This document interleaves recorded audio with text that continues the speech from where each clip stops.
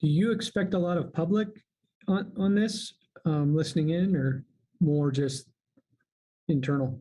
No, I expect public. Yeah. So we've got the YouTube channel up and streaming. Not yet. So as we speak, Vivian's gonna hit the button to put it on YouTube. But I got to tell you guys a really funny anecdote real quick. I was lamenting to this old friend of mine how I became chairman of the Board of Health, and then we had a pandemic. I joined CWCB, and then we go into the worst situation in the Colorado River since the signing of the compact. And she just goes, "Man, I'm glad you don't work for NASA."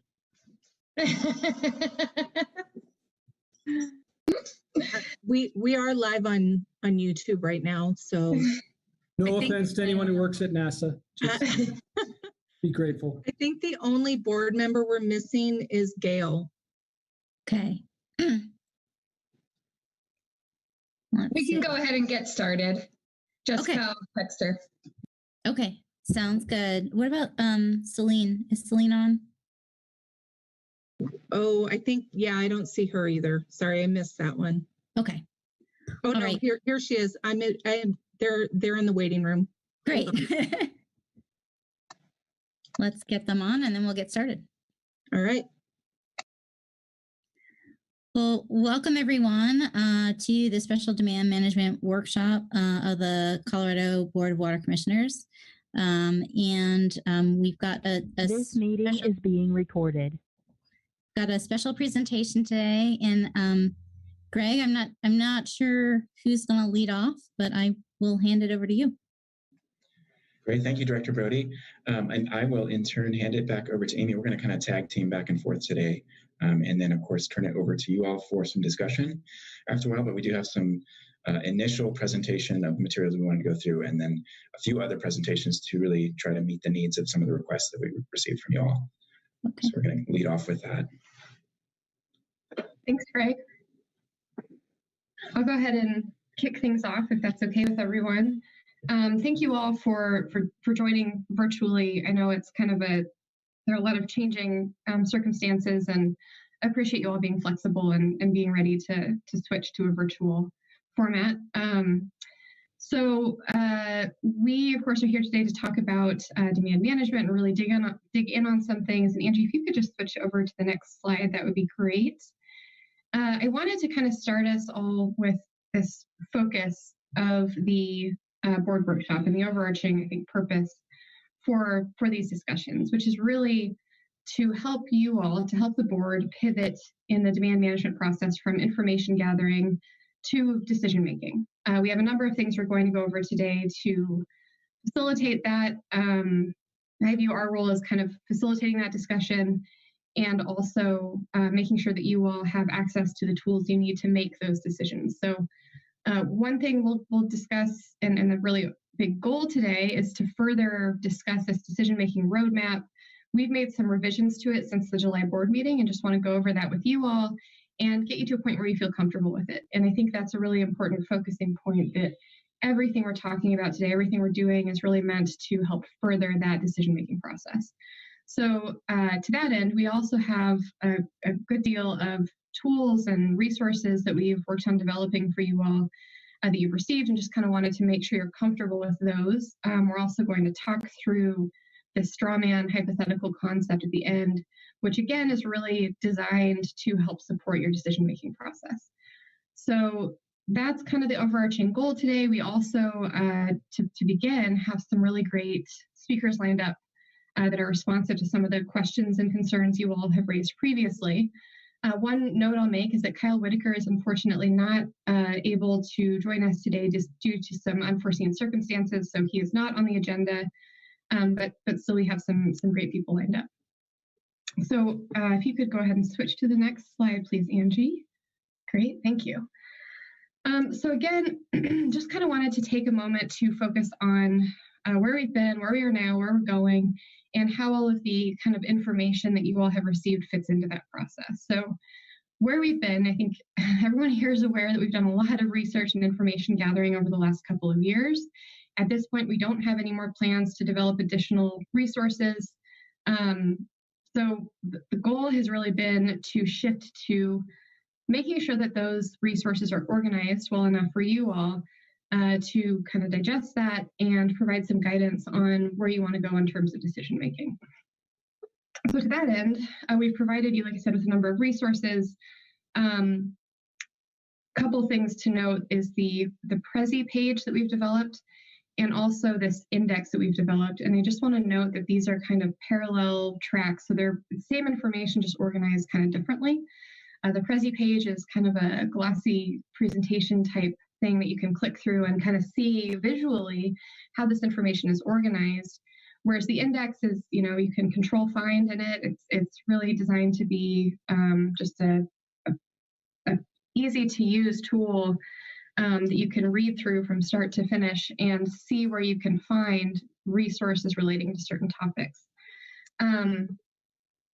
So before we get into the discussion of the roadmap, or kind of introducing that rather, I did just want to take a second and kind of show you and call attention to some things in the Precip page and maybe give you a quick primer on how to use it.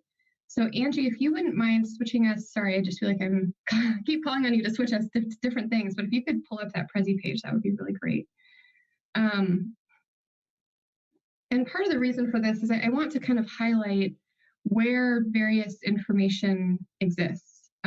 So, we've gotten a lot of questions from you all about things like legal authority, about the definition of temporary, about things like that. And I just kind of want to remind all of you that we have a great body of work that the work groups actually did. So I guess here's the Precip landing page. Let's just start with that. You can click on any of these topics to get the reports, to get all the information resources on each one. But Angie, if you could zoom in on that law and policy one for now. I did just want to call attention particularly because it's been quite a while since these were developed. The law and policy work group developed an extensive kind of pool of resources, memos on these legal issues, including the definition of temporary, including other questions that kind of speak to the legal issues, of course, and the legal authority relating to demand management. So I did just want to put that out there and let you know those all are there. One thing I want to make clear here is that these resources don't, and none of the resources we're presenting make the ultimate decision on how it should go, on what the definition of temporary should be, for example. That is ultimately, those are decisions that are up to the board, but they provide kind of the landscape, the legal landscape, and in some cases, a menu of options that have been considered in the past in similar type programs for the board to consider in your decision-making process. So, given all of that is available at this Precip page and the index, also just wanted to throw out there that as you're reading through these documents, if there are still specific questions, legal questions or otherwise, that are not addressed there, feel free to raise those. We can raise them to the AG's office or Division of Water Resources as appropriate. So I just kind of wanted to highlight that. So if we could go back to the slide deck, Angie, thank you. Sorry. So all of the resources at that index, at the Precip page that we're going to go over today, again, are meant to help facilitate board decision making. So a few other things that we have on deck today, like I said, we have some presentations coming up shortly with some of our partners. So that also is designed to help facilitate this decision making process. So to kind of take a step back, our ultimate goal is to look at this decision-making roadmap, to get some input on it, to get a sense of whether you all feel it's headed in the right direction, and to make sure that you are familiar with these resources available to you. Some things I will note that are not on the agenda. First is the TNC presentation on the Compact Administration Stories report. That we actually have on deck for the September board meeting, noting that it was just impossible to fit everything into this workshop. We also have Kate Greenberg ready to have that discussion about the Colorado Department of Ag's priorities and how demand management might fit within that context. And additionally, we will have an executive session at the September board meeting to go into more detail on some of those legal questions that were raised. So I just wanted to highlight that, let you know it's coming. We're doing our best to be responsive to the various questions and concerns that were raised by the board members. So With that, I think I'll hand it over to Greg to kind of review, to provide an introduction to this decision-making roadmap, which we're going to return to and have a lot of discussion on in a little bit. So I'll hand it over to you, Greg. Great. Thanks, Amy. So as Amy indicated, I'm going to go through a fairly high-level overview of this decision-making roadmap. This is based on feedback that we received from you all at the July meeting. We did our best to provide more specificity to really help move that decision-making process forward, as Amy indicated. So it's really designed to be a high-level outline to really guide where the board goes from here. It's not meant to include all of the details that will go into or support that process. And on the flip side, all of those details we really see as being part of the other materials in the package and the other tools that we will be going through today. So there will be quite a bit of detail. We did not anticipate that you would have the time to dive into everything prior to this meeting, especially with us just sending it late last week. So we're going to do our best to give you an overview of each of those different things. So we will be discussing this roadmap again in a little bit after the presentations that we've got. And again, we had made some specific revisions since the July board meeting to really flesh out some of the detail for what each of those achievability items would include. The time frame is specified, of course, on this draft, but we have had some discussion with board members about what the appropriate level of detail is with regard to that time frame. So I think that's something among many things for your discussion today as to what the time frame may look like for each of those different items. I think as Amy had also indicated, we will be walking through a tabletop exercise of a straw man concept that's designed to show how a program could work in terms of monitoring and verification and environmental considerations. So that's a tool that we will be walking through in detail, but it's ultimately meant to serve as a tool to help make the decisions that are listed then in the roadmap. Specifically, are these elements, monitoring, verification, environmental considerations, are they ultimately achievable? And then additional tools as well, as Amy had gone through initially, we'll spend a little bit more time with the Precip, as well as the index, which was another way of really serving up the good body of work that Amy noted that we have available for you all. So with that, we wanted to provide the space to you really have some of the presentations to help inform your discussion and ultimately your decisions, of course. As requested, I believe, by Director Schwartz at the July board meeting, we have Brad Udall available. So I wanted to give a very big thank you to Brad to come and present some of the research that he has with regard to the bigger picture context of things on the Big River and the hydrology that we all know has not been doing too well for many, many years and where things may be headed moving forward. So a very big thank you to Brad for being here and being available. And Brad, if you're available and have your screen share turned on. I am, and I'll try and bring up my presentation here. Wonderful, thank you. While you're doing that, I'll just remind our jurors, feel free to ring in the chat if there's a question or comment that you'd like to make. And can you all see my screen now? Yes. Yes. We can, okay. with the notes. With the notes, okay, let me swap them, and is that better? Yep, that's perfect. Okay. So I was asked to talk about both the hydrology of the last 22 years plus projections, and I'm going to start off talking about the hydrology here. And I want to talk both about the natural flows and also about the unregulated flows into PAL, because they both have interesting lessons. And so this image is a little bit different than you might have seen. Looks a little bit like Reclamation's unregulated flows into PAL, and I mimicked theirs just to have two images that look a little bit alike. And so the first question is, how different are the last 22 years? And you all probably could answer this right away. A huge difference in mean flow, right? Down 19%, roughly 12.4 million acre feet versus 15.2. But there are lots of other differences to think about. So we have half as many high flow years as we had in the 20th century right now. And you can see that in this image above this blue box. I mean, you can actually count the years where that average has been above the 15.2, 2005, 2008, 2011, 2017, 2019. We should have twice as many of those right now. We only have half. And low flow years, 2.5 times as many if you talk about flows below 10 million acre feet.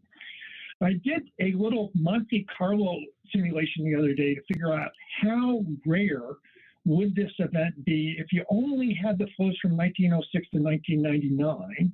And the answer is you get these flows only once in every 1,500 years. Clearly, something very different is happening. The worst 22-year period in 1906 to 1999 is 13.1 million acre feet. You can see it here in the middle of the screen, and it's 700 KAF higher. And over 22 years, that's 15 million acre feet that's not in our reservoirs. And the 5-year period is even more stunning, frankly, and this is the period that really bothers me, that period from 2000 to 2004, at roughly 9.5 million acre feet. So the take home out of all of this is that the last 22 years has no 20th century analog. It's completely different. And I think you all understand and appreciate that, but it's worth underscoring. So what about the unregulated inflows into PAL? This, again, mimics reclamation's image, and they often show it with the long-term average of 10.43 there in the center of the screen. These are basically the actual inflows into PAL with the effects of upstream reservoir operations removed. And if you added in more or less upper basin demands, you get something that looks like natural flows back. And what's so interesting about these numbers is that they tie directly to Compact Section 3D, the non-depletion provision. And obviously, you can't release more from PAL than you get into PAL minus the evaporation that occurs in PAL. So let's do a little math here. You can see inflows into PAL there in that blue box, 8.38 million acre feet per year over the last 22 years. Take away 300,000 in evaporation, you get 8.1. And then if you do the math, this is actually less than the annualized 3D plus Mexico non-depletion provision that you're supposed to get out of PAL every year, 8.23. And Becky, if you want something else to add to your list of things to think about 2 a.m., maybe you should add this, because this is disturbing to me. And I have not been appreciative of this until recently, just how bad these flows into PAL were, because a lot of times we don't look at these flows. As a scientist, you really focus on the natural flows, but these are real flows, more or less. So anyway, that's point 2. Why are these flows so damn different? So obviously temperature's playing a role here, and this image is out of the Washington Post, where they looked at areas that are more than 2 Celsius. And you can see large portions of the basin sit in this, including much of western Colorado. So obviously we've got increased evaporation and increased transpiration, and that's going to reduce flow in a given year. But then we also have these soil moisture changes. And I'm going to get into that in a few slides that impact the following years. And there's very much a proven connection to climate change. And the latest paper suggests that we lose 9% of flow per degree Celsius increase. But recently, it's come to my attention just how important precipitation has been, because we've really focused on the temperature stuff. And pay attention here, because you may not have heard this. I certainly, frankly, just recently sort of came up with some of these findings. They're not earth-shattering, but they're at least interesting. So 2000 to 21 is tied now with the worst 20th century 22-year period for precipitation. Until recently, like 2014 and 2015, if you looked at a 21 or 22-year period of precipitation, you didn't see anything that looked all that out of the ordinary. But the record low in 2018, the near record low in 2020, both pushed that 22 average way, way down. And if you look at where we're losing precipitation, it's occurring more often in the summertime than the winter. And there's this interesting tie between higher summer temperatures and lower summer precipitation and soil moisture depletion. And again, bear with me a slide or two, I'll make that connection clearer. And what's really worrisome are a precipitation decline in March that's not huge, but is a problem, and then a record-setting kind of precipitation decline in April that basically shuts off this precipitation and shuts off our snowpack from growing and sets in place these longer, hotter, drier, browner summers. And there's at least one paper out there that suggests that this precipitation decline we're seeing actually has a tie to humans. And while this paper doesn't talk about projections, it doesn't take a whole leap of faith to think that maybe these could continue. So here's more on the precipitation. And I just mentioned it's tied with the driest in the 20th century. In the fall, slight reduction, the winter, slight reduction, but the spring is where we've really seen these problems, both in April and June, for some reason, not May. Some summertime, July, August, September, small reductions. And again, the take home, more summer declines than winter. March and April, really important and disturbing, and these critical soil moisture ties.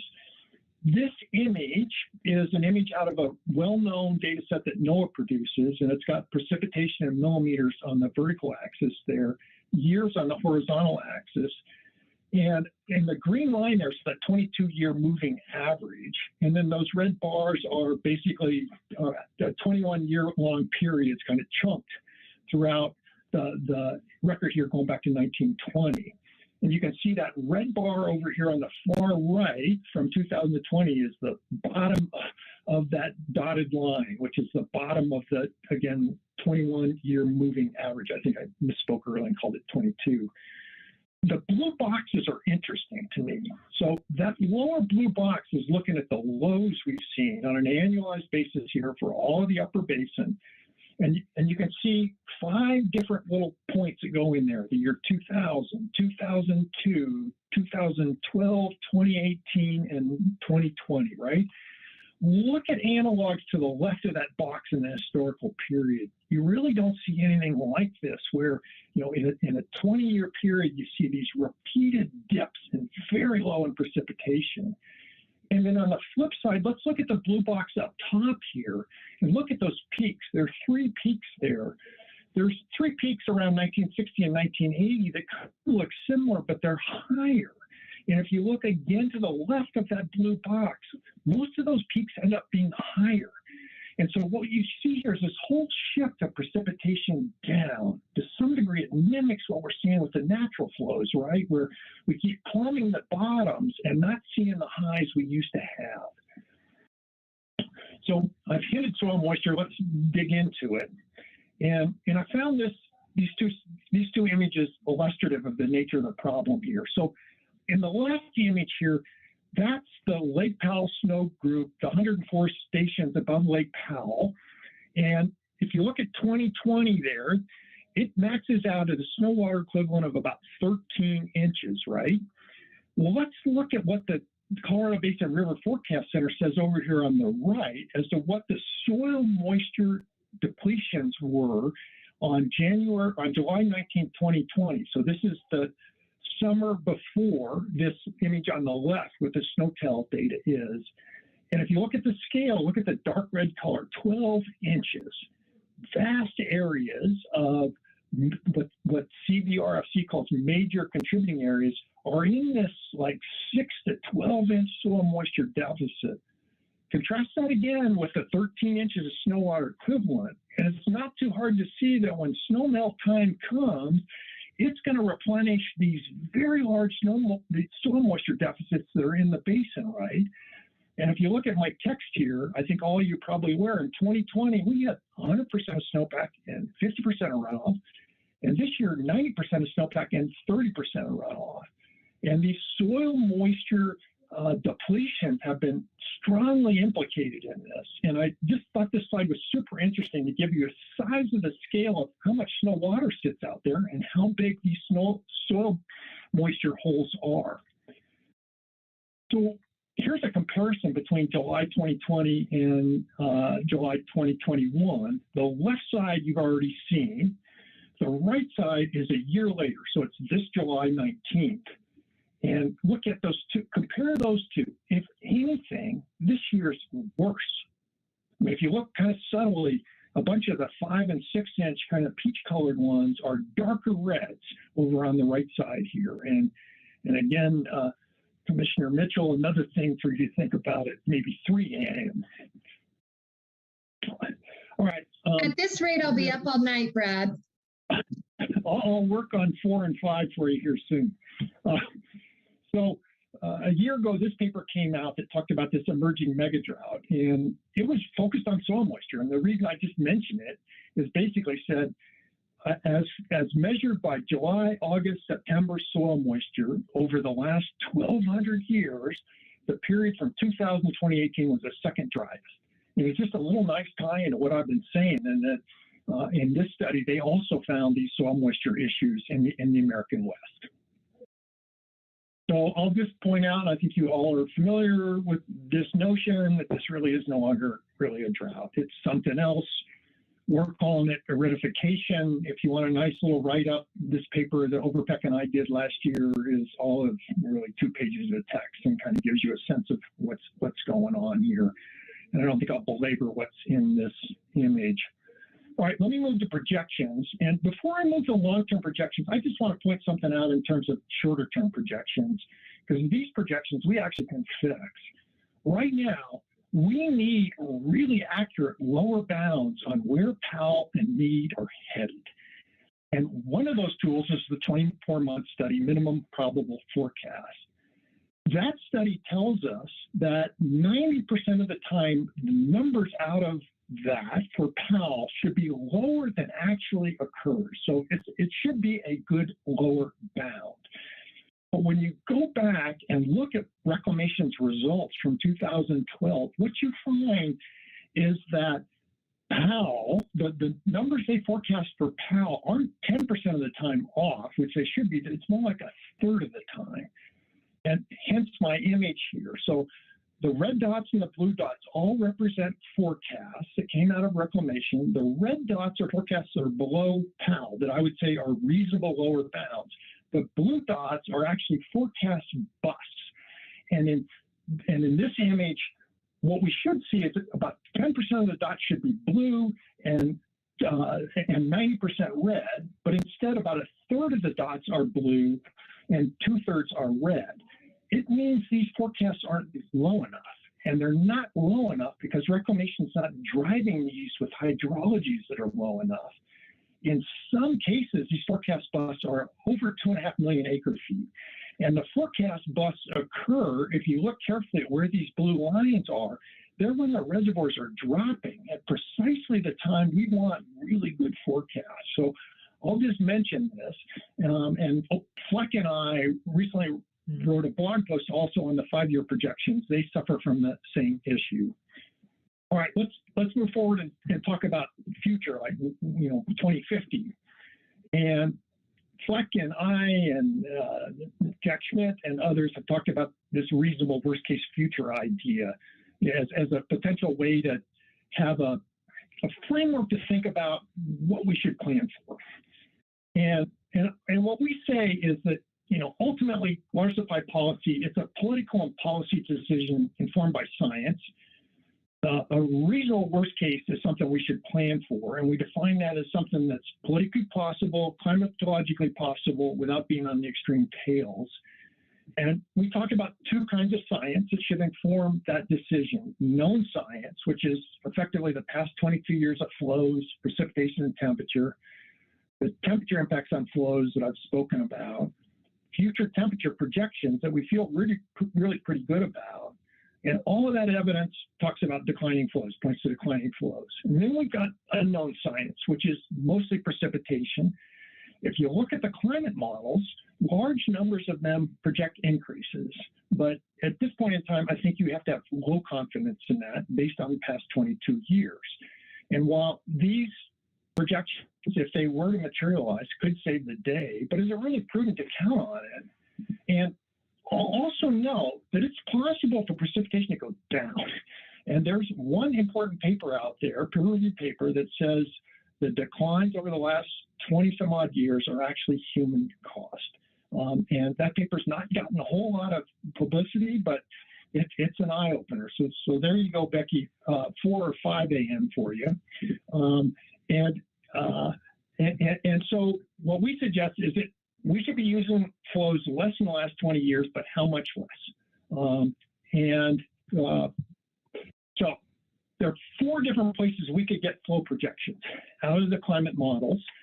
And as I sort of hinted, there's this big wide range.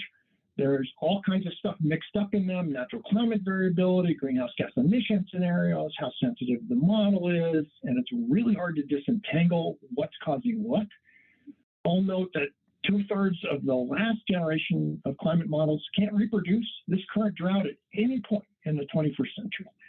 And the new generation, the CMIP6 generation, is supposed to be even wetter than the last generation.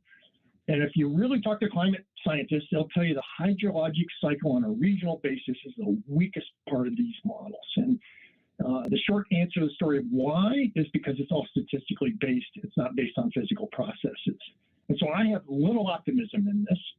You can go to the paleo, and Dave Nico and others have a 25-year drought at 11 point, roughly 76 million acre feet per year. So that gives you at least a number to think about. But the paleo droughts don't account for climate change or any notion of non-stationarity. There are simple temperature and precipitation approaches that I'll get into in the next couple of slides. And both Overpeck and Chris Milley and Krista Dunn in 2020 used this. And then you, of course, got the last 22 years as a baseline, including that 5-year period, 9.5 million acre feet, that again is disturbing to me. So in 2017, Overpeck and I came up with these projections in our hot drought paper, and we just assumed really simply, what if you lose 3%, 6.5%, or 10% flow loss per degree Celsius increase with no change in 20th century? We got those numbers out of work that Julie Vano did using a bunch of different hydrology models. You combine those with climate model temperature projections, and you come up with declines throughout the 21st century. And we just ignore the climate model precipitation projections because we don't believe them. We don't think they're useful here. And so the findings are, at mid-century, you could see a 20% loss compared to the 20th century average, but there's a range there from about 10 to 30%. And that number, if you put it in millions of acre feet, is 12.2 at the midpoint, or 13.7 to 10.6. But note, the whole basis of this is no change in precipitation. And we've seen currently that the loss of precipitation already has cost us a 10% decline down. And so if you want to think about a continuation of what we've seen in terms of precipitation, you get to adjust those. And you get a range of 9.1 to 12.2, midpoint of about 10.6. So that's one set of numbers for you. And then Chris Milley and his author in Science last year came out with this paper, and basically they tried to come up with not the range of reductions per degree Celsius, but one number, and they came up with 9.3. And then they came up with some mid-century flow losses. And depending on emissions, you can go from -14 to -31%. And again, that's based with no change in precipitation versus the 20th century average flows. And then they also did something Overpeck and I didn't do, which was look at climate model precipitation. And if you use these numbers, you go from +5 to -40. So huge ranges here. And, again, why these losses? Because as you lose snowpack, that dark surface of the earth absorbs more energy, allows for more evaporation, more plant transpiration, and that causes reductions in your flow. So if you want to summarize all this stuff, super wide range of futures.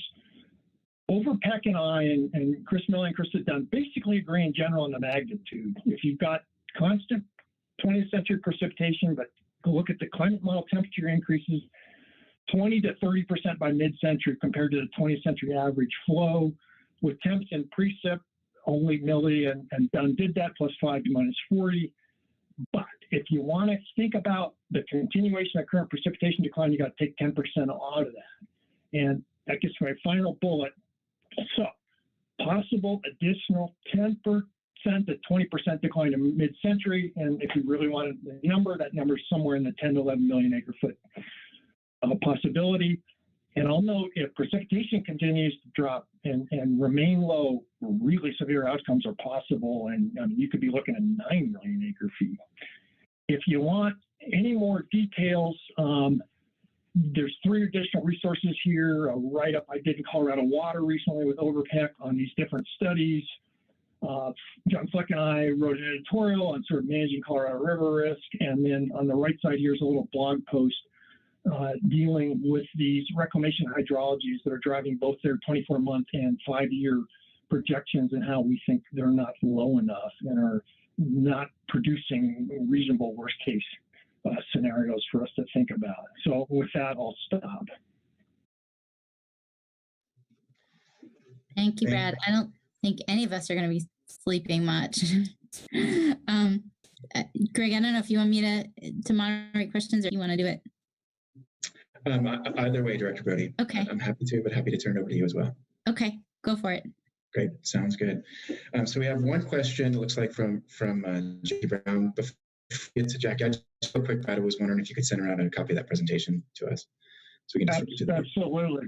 Yeah. Wonderful. Thank you so much. Great, Jackie. That's great. Thank you. The presentation will be helpful. Brad, I always am amazed that you can go through this kind of information so quickly, but thank you for doing it. So my question is pretty simple, I think. In some of the modeling that has been done in the Yampa Basin over the past few years, we've seen that more precipitation, some are forecasting more precipitation to come in the form of rain and less in the form of snow. And to your point about the impacts of less precipitation during the summer months on soil moisture, is it still correct to assume that, I mean, the most important reservoir we have is our snowpack? And so even when we see, you know, a good monsoonal season, that's still not going to really change the volume that we're showing into Powell, right? I mean, the snow is the most important thing. The rain makes a difference, but by and large, is that a fair assessment? So let me, Jackie, nice to see you. Let me tweak that slightly. So I think what you're saying is sort of how I used to think about this, right? Everybody, the old trick question, what's the largest reservoir in Colorado, right? And we used to think, oh, that summer precip didn't matter. That summer precip's actually about half the total, believe it or not, in the Colorado River Basin. You'd never know it, but it's half the total. And my new way of thinking about this is that summer precip keeps that soil moisture deficit from getting so big that the next winter or next spring when runoff occurs, you don't have a huge hole to occur. So it's as if that summer precip reduces that soil moisture deficit we've been seeing over the last few years. It really is pretty important. It's not as important as the snowpack, but it does play a role. And what's interesting is that in places in the American West where you don't have many soils and you also have a climate that doesn't have much summer precip like the Sierra, this problem doesn't really exist there. It's as if warming and drying in summer really isn't a problem for them, but it's really a problem for us because we historically had this soil moisture that sort of hung in there in the summertime. And now because it's disappearing, it's creating this hole the next winter to fill when runoff occurs. Does that make sense? Absolutely. So I guess since I'm asking this question, my follow-up would be, if we see the precipitation, summer or non-winter months precipitation shift towards the fall, and we get more precip in, say, September, October months, does that still refill the soil moisture? If we see that kind of shift away, or, you know, I mean, I feel like I'm not a scientist, but we've seen a little bit more of that over the last years, just anecdotally where I live. So can I look at that and say, oh, that's good, that's going to help refill the soil moisture? Or do the months that the precip falls really make a big difference? So great question, and I don't know that I completely have the expertise to answer it, but let me suggest a couple things. Late summer, September precip's got to be great. I would argue it's really good. The question then kind of what happens in maybe October and November if that precip is falling as snow. Can it refill that soil moisture deficit? Does it matter if it changes form from snow on top to liquid water or maybe frozen water in the soil column? I don't know that I can answer that. It's hard to argue against precip at any time of the year. The other thing about summer precip, right, is it helps keep this fire danger down, and fire danger then has all these associated water impacts, none of which we like. So I'll tell you, I've gotten to be a huge fan of summer precip, and this year have been loving what we've been seeing out of the monsoon. The future of the monsoon is really uncertain. Let me just say that too. We don't know. It could go either way. We've had some monsoons, right, in recent years, and that's certainly tied into the 2018 disasters here we had. So I don't know that completely answered your question, but man, you got to love all precip in all its forms. Absolutely. Well, thanks again for your presentation. Really appreciate it. You're welcome. Nice to see you. Thanks so much, Brad. We have a couple questions from Director Hawkins on deck here. Thank you, Brad, and thanks for that excellent presentation. My first question is about some of the work I've seen in the San Juan Basin. I watched you present at Southwestern a few years ago on this. So has there been any change from what we heard then, which I think is that A, the San Juan Basin is a little bit more sensitive in terms of hydrology to what we're seeing, and B, we're the only basin in the upper basin that's actually forecasted for decreasing precipitation and increasing temperatures at the same time? Yeah, I've not seen any new data on this or studies on it. I don't think. I should dig around. There may be one out of Los Alamos actually on the San Juan that I'll send your way now that I think about it. But you're absolutely right. The further south you go, the more concern you have. And unfortunately, you all are on the edge of our mountains, right next to those deserts. And that said, I've not seen any data that show a trend, but on the other hand, I've not really gone digging looking for it. And that's sort of on my list to do, is to sort of look at southern basins versus northern basins within the upper. And if I get to that sometime, I'd be happy to send you those. Thanks. And then my other question is a bigger question. Clearly, we're having you in the context of a discussion about developing one of the tools we may need to address this level of drought. What is your opinion on the reasonable worst case future? Like whether we're talking about the sort of percentage decrease in hydrology or sort of how many million acre feet we should plan for, where are we, do you think? So, John Ensminger of Southern Nevada Water Authority has suggested 11 million acre feet might be a good number. I will tell you, if Reclamation or someone were trying to promote a continuation of the stress test that flows greater than what we've seen the last 22 years, I would vocally object to that. I think it's reasonable prudent to consider modeling with the past 22 years, that 12.4 million acre feet. 11 million acre feet seems completely reasonable to plan for. Whether or not it's politically possible, I don't know. Beyond that, I think obviously gets more speculative, both scientifically and obviously in the policy space. I don't know. This is a really hard problem, and science doesn't have the answer right now in a way that you all would love to have scientists tell you exactly what to plan for, and unfortunately we can't do that. And that you kind of see my discomfort here, but I would expect some continued declines. Another 10% seems completely reasonable, something to plan for scientifically. So maybe that answers your question. It does, and thanks for answering a hard one. Great. Thanks, Brad. Thanks, Director Hawkins. It looks like our next question is from Director Schwartz. And thank you. Again, Brad, thanks for being here. I know you just must carry a rain cloud around with you at all times to as you're talking about how challenging this information is. So where are you seeing some variabilities? Interesting this summer, east slope versus west slope, and how the east slope seems to be enjoying more moisture. Everybody, there are no water restrictions in effect, but the west slope, we're having a real wake up call for sure. So I guess variability, east slope, west slope. Do you see any of that continuing to maybe be a phenomena? And then also these hotspots, the west slope hotspots, Montrose, eastern Utah, and maybe even the Southwest. How much of that could be related to methane, oil and gas activity over time? Or is it just coincidental?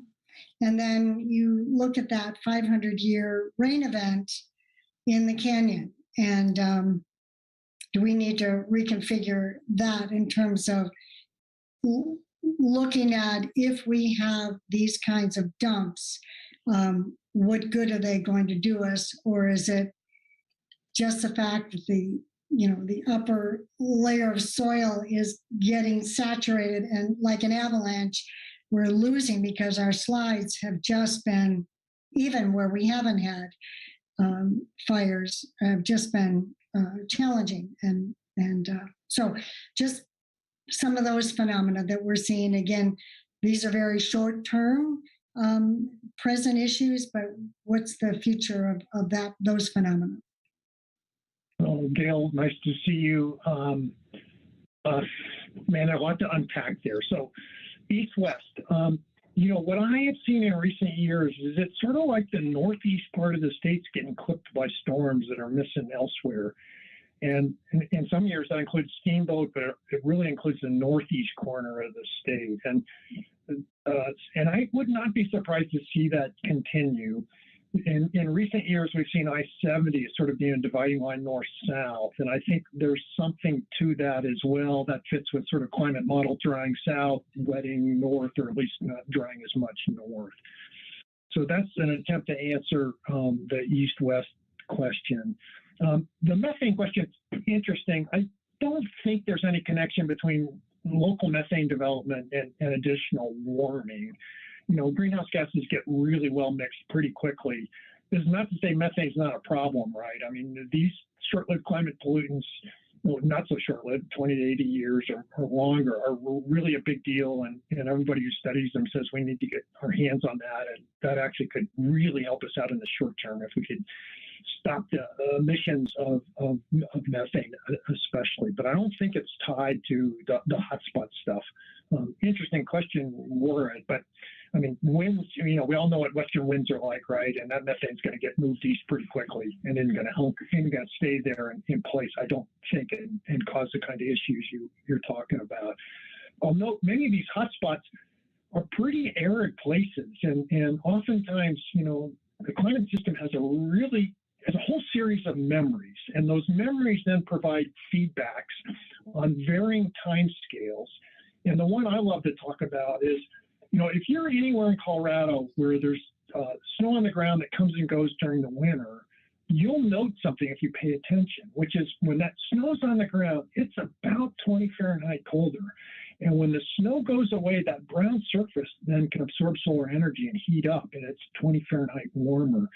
And so that snow creates this memory that lasts as long as it's there. Soil moisture, high-level soil moisture in the top few inches also can create a nice little memory where if you got lots of wet soil, you can actually keep an area cooler. But once that soil moisture disappears, soil energy actually heats the land surface instead of evaporating water, and as a result, that area gets warmer. And some of these areas in the western part of the state you're talking about tend to be pretty dry, and I wonder if sometimes we don't get a little positive reinforcing feedback loop on drying and warming that tends to make them warmer yet than they might otherwise be. And I think I answered all your questions, except for maybe the question on the 500-year event. And I don't have a lot to say about that other than, these fires are real problems, and we're seeing, extreme precipitation events worldwide. 160 people died in Germany right this summer because of this big-time flooding. Thankfully, to some degree, in the American Southwest, we're a little less susceptible to that just because it's drier and it's harder to get these big swamp, big columns above our head that have lots of moisture in them that can then come out and cause problems, which isn't to say it isn't a problem. It's just less of a problem here than elsewhere. I think I got to all your questions.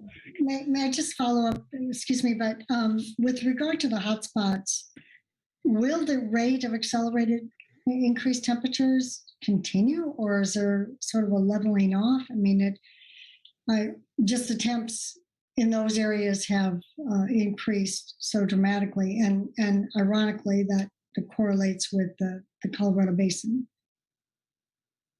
I don't have an answer for you. I'll go back to my self-reinforcing feedback, so that sometimes when these things start to happen, then local conditions tend to promote more of the same. And soil moisture, again, being the classic case where once stuff dries out, then it can heat up a lot. And in some cases, when it heats up, you can get more sort of buffering things, like you get a high pressure over there, right? If you got all this air rising off the ground, that's actually kind of what happens in our monsoon, believe it or not. But thankfully, that's a large enough influence that rising air then pulls in moisture 1,000 miles away and leads to these delightful rains. So I wish I had a more robust answer for you. I do worry about these places that have heated up already continuing to heat. Thank you. Okay. Thank you so much, Brad. Thank you, Director Schwartz. We have one more question before we need to turn over to the next presentation from Director Feld. Yeah, thanks, Greg. Brad, I don't think we've ever met, but I've listened to you a number of times at Water Congress and stuff. So, man, I appreciate you being here. My head's about to explode from just the fire hose, so to speak, of what you just delivered to us. But that question of what's the biggest reservoir kind of got me thinking that there's an element here that you didn't talk about. I know we're talking about delivering water to the lower basin, but my mind went to groundwater rather than the forests or the snowpack. And I just wonder, we know there's some exchange, certainly on the Arkansas, back and forth, kind of tidal flow, particularly out in the flatlands. And I guess I'm wondering, have you looked at that too, and the trends going on there, and how that could also be a factor in trying to project sort of the Mother Nature part of delivery to the lower basin? I haven't, and I have to say, groundwater in the upper basin is really understudied. In the lower basin, obviously, it's just such an important part of Arizona, for example. Tucson wouldn't exist without the unbelievable, the hundreds of millions of acre feet that sit under Tucson. But in the upper basin, there's really been very few studies on it. And unfortunately, groundwater hydrology and surface water hydrologies are sort of like, frankly, two different languages, two different specialties. Oftentimes scientists that work in one don't really work very well with others or even talk to others. They're not exactly cats and dogs. They just don't communicate. And I think you raise interesting questions. There have been super interesting studies that have suggested that in some years when runoff occurs, that what we're actually seeing based on the isotopic composition of the runoff is last year's water. And let me tie that back into soil moisture. Think about a buffer that kind of flows through, if you will. The new snow on top piles on the groundwater below. It then forces out groundwater somewhere else that's been in that buffer for a year, right? So it's a first in, first out buffer, if you will, kind of this flow through buffer. And there's something to that that's kind of intriguing, right?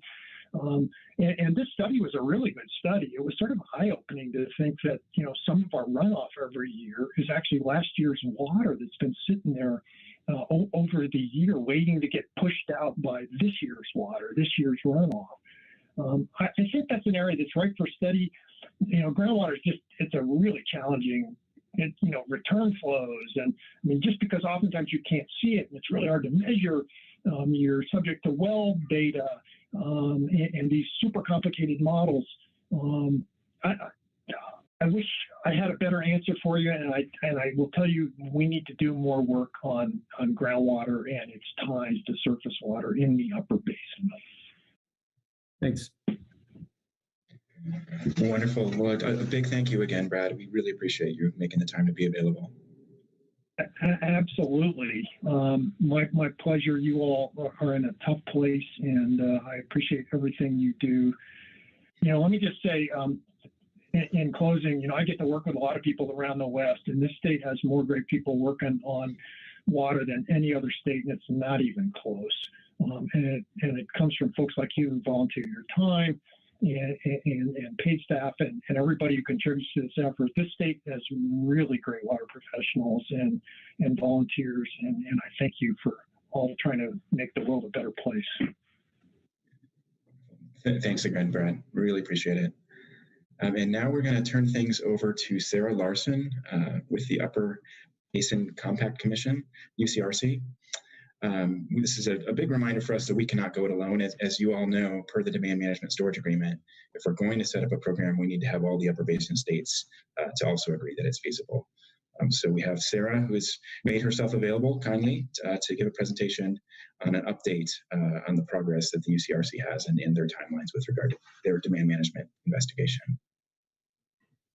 Hi, can you hear me? Loud and clear. Oh, thank you, Sarah. Great. Okay. I just want to make sure. Thank you. And good afternoon, everybody. Thank you for that introduction. It's a real pleasure to be able to visit with you. And I'm sorry I can't be there in person. I wish I could be. And I'm happy to give you an update on Upper Colorado River Commission's ongoing demand management investigations. So, as many of you know, the UCRC and the 4 upper division states are conducting investigations into the feasibility of a demand management program in the upper basin. And the UCRC investigation has a little bit more of an emphasis on the interstate perspective and those issues that are related to multiple states at scale. And just wanted to let you know at the outset of this investigation, the UCRC committed to our investigation being conducted in tandem and with significant integration with all of the state's intrastate investigations. So we pledged at the beginning that we would work with our representatives to make sure that we had a well-integrated product.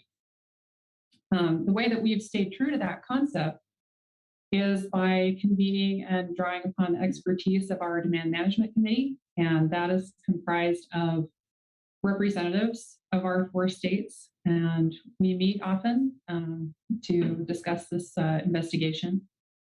When we first initiated the investigation, the demand management committee and UCRC solicited for contractors to assist with this work.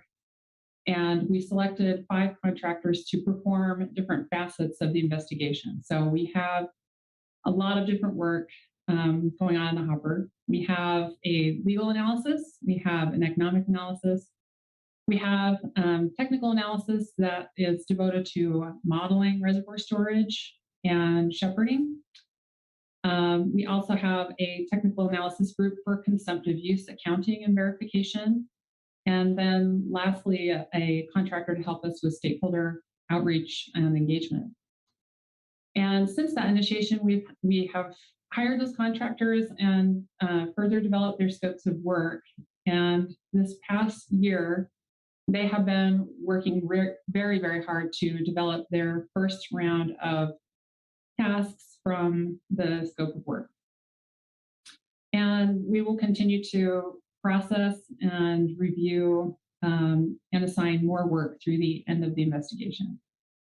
I know one big question on your minds is one about timing, and our original grant period with reclamation The period that we have in which to expend these funds is September of 2022. And we have been using that timeline as our goal for completion for most of this endeavor.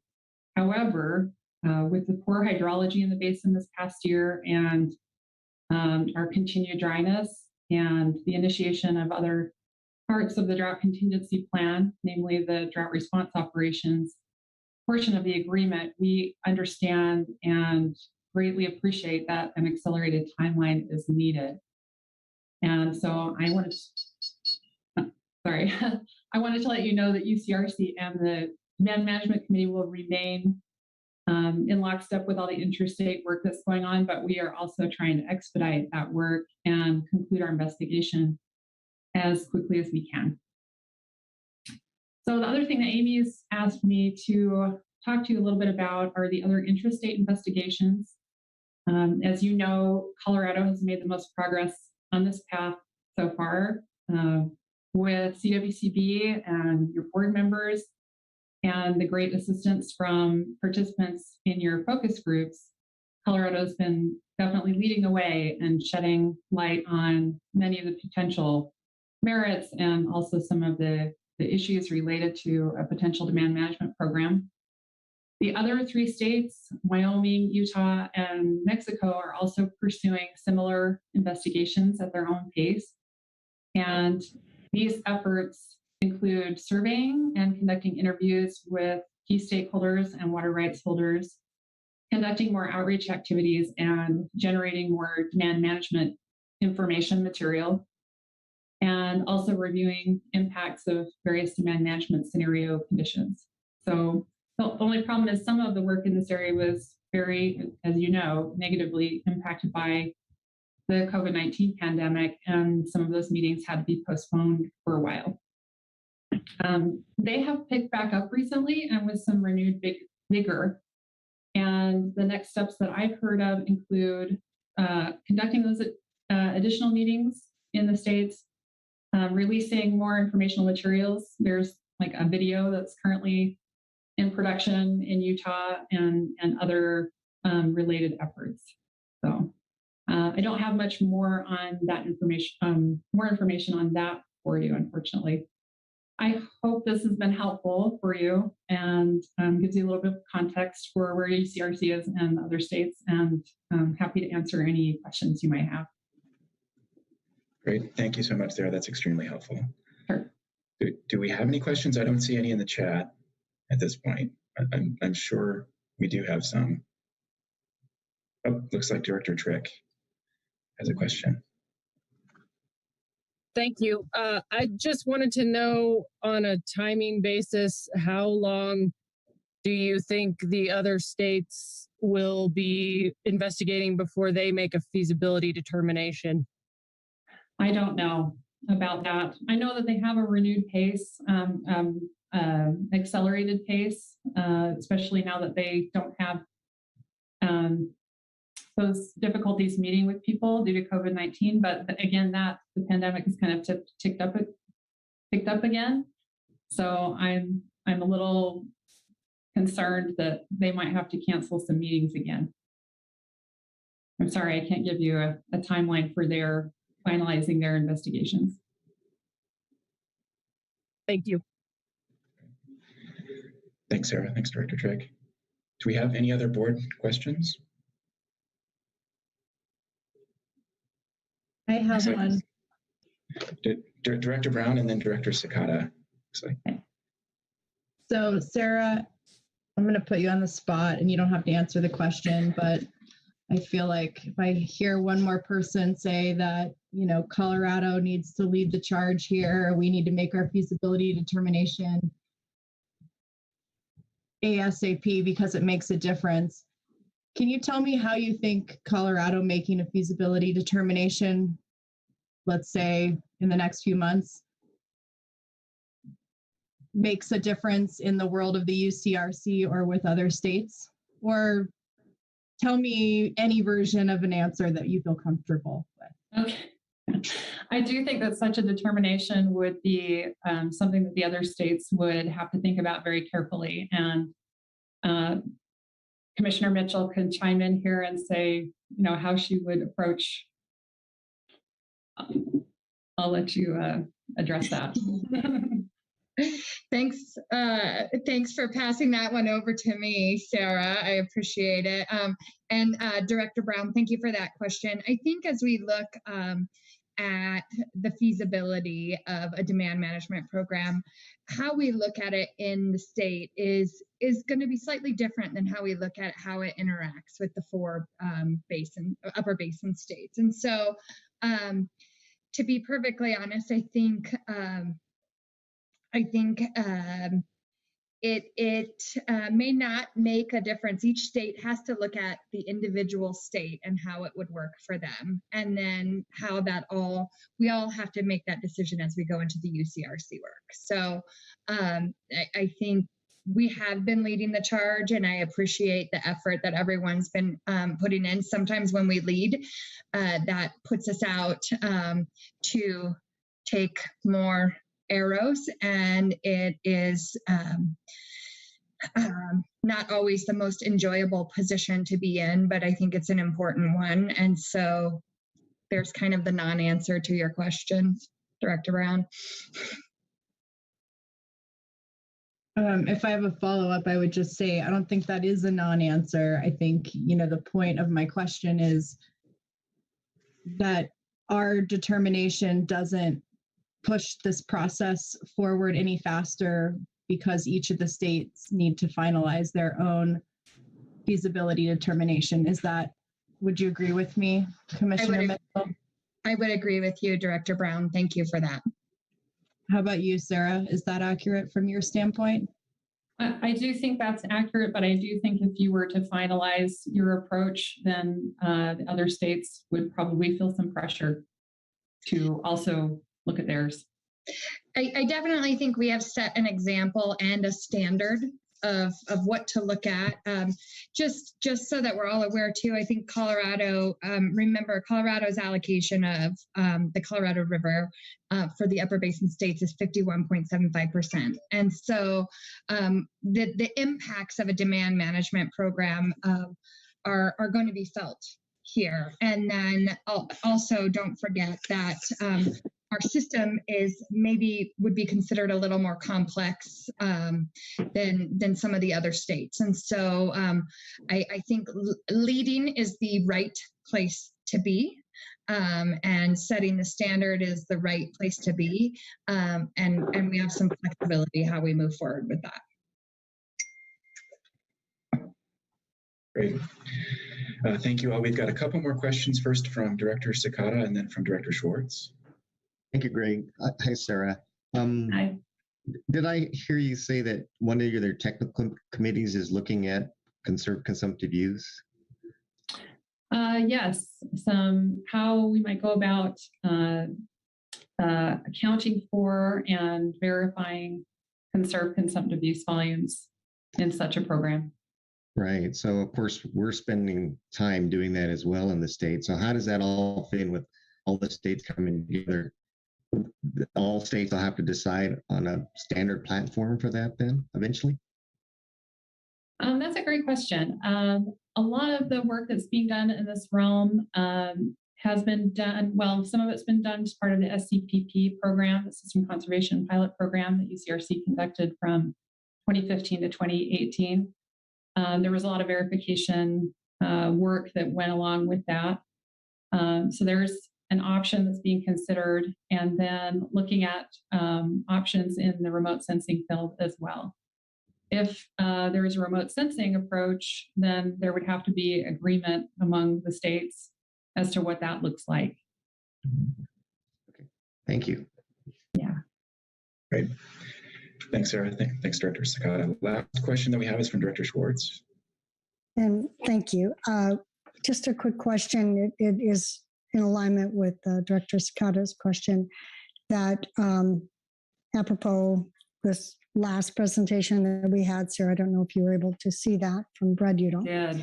But it is more basically a baseline of assumptions that that we are using the same data and arriving at and can agree on some level of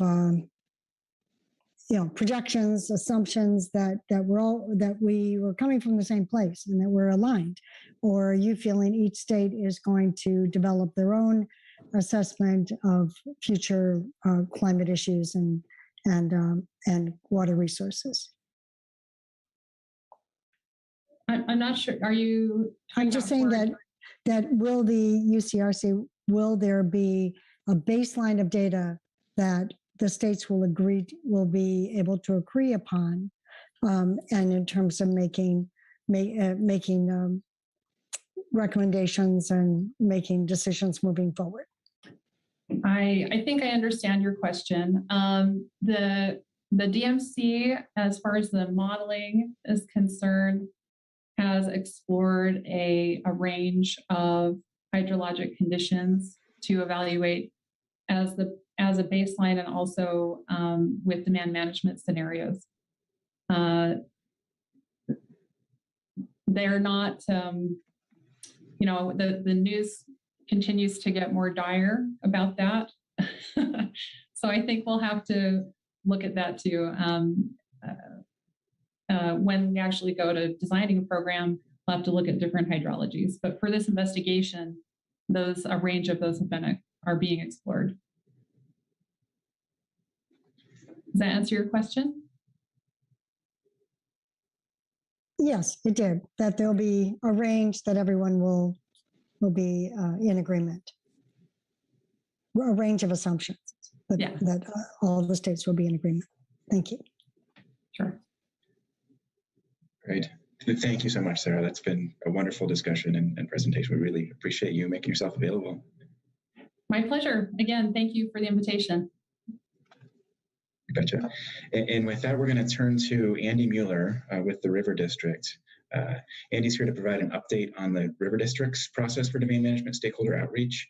In particular, this discussion may help provide an understanding of how this information could feed into and inform your decision-making process and help identify data gaps that may or may not have been identified previously.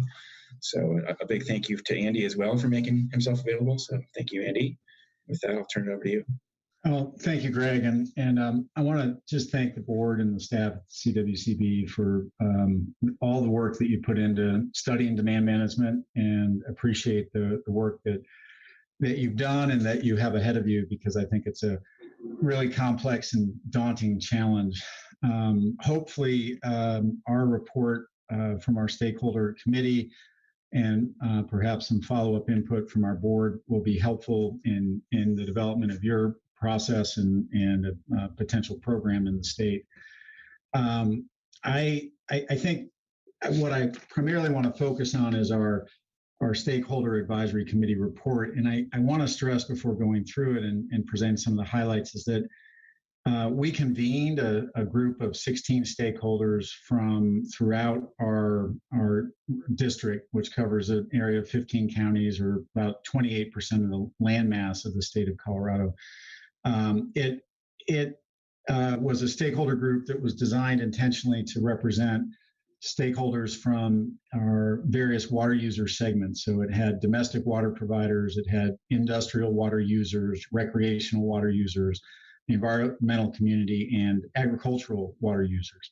Those ag water users, because they tend to have, as I think you're all aware, 80 to 86% of the consumptive use in our state is in ag. We focused fairly heavily on the agricultural group, and what we did there was pick a stakeholder from the upper and lower basins of each of our major tributaries. So we did our best to get a wide variety of agriculture, understanding that really regionally our agriculture on the West Slope differs tremendously, and so how they could participate in a program may be significantly different in terms of just the ability to produce water, the timing, the impact on them and their communities may vary. So we really wanted to get that sense. The stakeholder committee wrapped up its report on August 9th. Our board has not taken a position adopting or recommending their recommendations to this board or to anybody else. So this is not an official statement or policy or position by the River District. This is merely work that our stakeholders put forth. And I can tell you, as the general manager at the River District, I was actually somewhat surprised by a couple of the recommendations that they came up with, and interested that was the way they phrased and looked at these issues. I want to thank the 16 members of the committee. They each put in roughly in meeting time at least 25 to 30 hours of meetings, all by Zoom. So you all can understand just how painful that must have been for them, and really appreciate their efforts. They also spent quite a bit of time outside of our meetings going through material that we provided them to really dig into some of the issues. I just sent a copy of the report to Amy this morning, or when this meeting was starting. I've asked her to feel free to distribute that to you and to anybody else who would like an actual copy of it. And I want to just say, I'm going to try to just hit the highlights of this, but not get too much in the details. I think the stakeholder group really grouped their findings or recommendations to you and to our board into 5 different groups. I'm going to go through those kind of subgroups, if you will. The first is state climate resiliency and adaptation. So what they recommended there, and I don't think anybody on this board will be surprised or disagree with, which is really the state should not rely solely on a demand management program as a solution for the declining hydrology in the Colorado River. We've got to have it, if it's going to exist, it needs to be part of a broader strategy for creating a more resilient Colorado.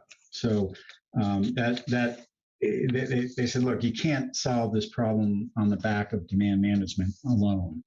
Along those lines, they recommended that the state and the River District make a stronger commitment to water conservation and efficiency across all sectors through increased funding for programs and implementation of the state water plan, and not just within the Colorado River Basin, but throughout the state, understanding that so many different corners and sectors of our state depend upon Colorado River water. So if you can conserve water use anywhere, you will inevitably help the Colorado River as well. The other recommendation under this subtitle or grouping was that the committee recommended that we advocate, the River District advocate to the Division of Water Resources, and I noticed that State Engineer Ryan is on, for them to conduct an open and public outreach process resulting in the promulgation of rules for the curtailment of the Colorado River Basin and its tributaries under the terms of Colorado's interstate compact obligations. I want to stress, as is pointed out in the background information in the report, this was not a unanimous consensus. Some of these recommendations are unanimous, some were not. There was a division on this recommendation, in that some people felt just creating rules or going through the rulemaking process will just create more dissension, friction, fighting within our state, potential litigation. Others on the committee said, well, that may be true, that we'll have more fighting while those rules are being created or as a result of those rules. We're going to have that happen whenever the rules roll out, and we'd really rather see that happen in advance of a crisis rather than during a crisis on the river. So there was a bit of a back and forth, and I think there's some pretty good detail in the report about where people were coming from on that. The other recommendation coming from the River District stakeholder group probably won't surprise anybody in the state, but it was that, look, if we're going to have a demand management program where we're intentionally reducing our consumptive use and putting it in a storage account for the benefit of the upper basin, we would like to see no new Trans Mountain diversions diverting Colorado River water out of the Colorado River Basin. It is antithetical to policies that are put forth in the Colorado Water Plan, and in fact, it would be a hugely discouraging factor for any West Slope water user to conserve water only to see it then go to a more junior water user or a new transbasin diversion on the Front Range. That's something of fairly importance. I would say that was a unanimous consensus. Again, not surprising given that it's a solely West Slope based organization. So take that as you will, but that aligns, frankly, with Colorado River District policy that we already have in place. But I do think it's something for you to consider as you move forward. If this program is deemed feasible, why would we save and conserve water only for major junior users to start taking that water that was conserved, or essentially netting out the savings? The second major category of our stakeholders' findings or recommendations had to do with reducing compact violation risk. If a program is going to exist, they want it reasonably calculated to actually reduce the risk of us violating our compact obligations as an upper basin. And the primary recommendation under that had to do with recommending to the state that we explore and advocate for a larger storage account in Powell, so that if we're able to get this program up and running, we're able to create a storage account that's reasonably designed to prevent compact violation. Under our modeling and other modeling that I think folks have done throughout our state and the rest of the upper basin, the current limitation on that storage account is only 500,000 acre feet. And while there's concern among our committee members that a larger pool may mean more expense, maybe more economic damage, maybe more social pain suffered, political pain suffered by all involved, the idea that we would set something up that science and data doesn't show will succeed is hard for people to understand why we would do that. We've seen a lot of politics driving Colorado River over the last 100 years. Let's try to get something that's actually designed and backed by science and by the accurate modeling. And I think that goes to a lot of issues with respect to the Colorado River that I think our state has been pushing for recently, and I think we need to continue to really make sure that we have the best science backing our policies. The next area that the stakeholders took on, or subcategory, was that they wanted to see a demand management program, if it stood up, to be fair and equitable across all geographies and sectors. And they recognize that everybody in the state of Colorado has had a hard time defining fair and equitable in this nature, or in this area. And what they arrived at and recommended was just kind of, they broke it down into the following categories: a proportional share between upper basin states. So follow the Upper Colorado River Compact, and the state of Colorado should produce 51.75% of a storage account. We shouldn't produce more, we shouldn't produce less, but we should collectively find a way to produce that share of ours as is indicated by the compact. And then a proportional share between East and West Slope within the state. We believe that or our committee believes that should occur and should be determined based upon percentage of post-compact consumption. So, our risk study, which we realize needs to be refined and verified, indicated, for instance, that 57% of our state's post-compact use was consumed or used on the Front Range, and 43% was produced or was consumed on the West Slope. Our committee is saying we should follow those numbers, whatever the accurate numbers are. And again, we believe we had the best available science at the time our phase 3 risk study was working on it. They came up with those numbers. Certainly they could be refined and perfected. But the idea being, let's again follow the numbers, follow the data, understand that. And why do they think that? And I think it's important. They think that they recommended that because it is the post-compact use of water that puts our state and the rest of the upper basin at risk. It is our additional depletions of the river after the compact that may prevent us someday from meeting our obligation under the compact. So they felt that that was fair. That doesn't mean that the water can only come from post-compact uses. It means that it can voluntarily be produced from pre and post-compact water consumptive uses on the Colorado River, but that it would proportionately come from the east and west slope in that nature. That was also a unanimous recommendation. Those first two were. The next was a majority recommendation, and that was that within the west slope, the water users in the Colorado River District would like to see our sub-basins also produce their share of demand management water based upon the percentage of post-compact consumption. So what's good for the east-west and within our state, we believe, or our shareholders or stakeholders believe that that also made sense within the west slope. There was a lot of discussion about that, and again, that's highlighted in the background. There's even some charts to help understand why they felt that way.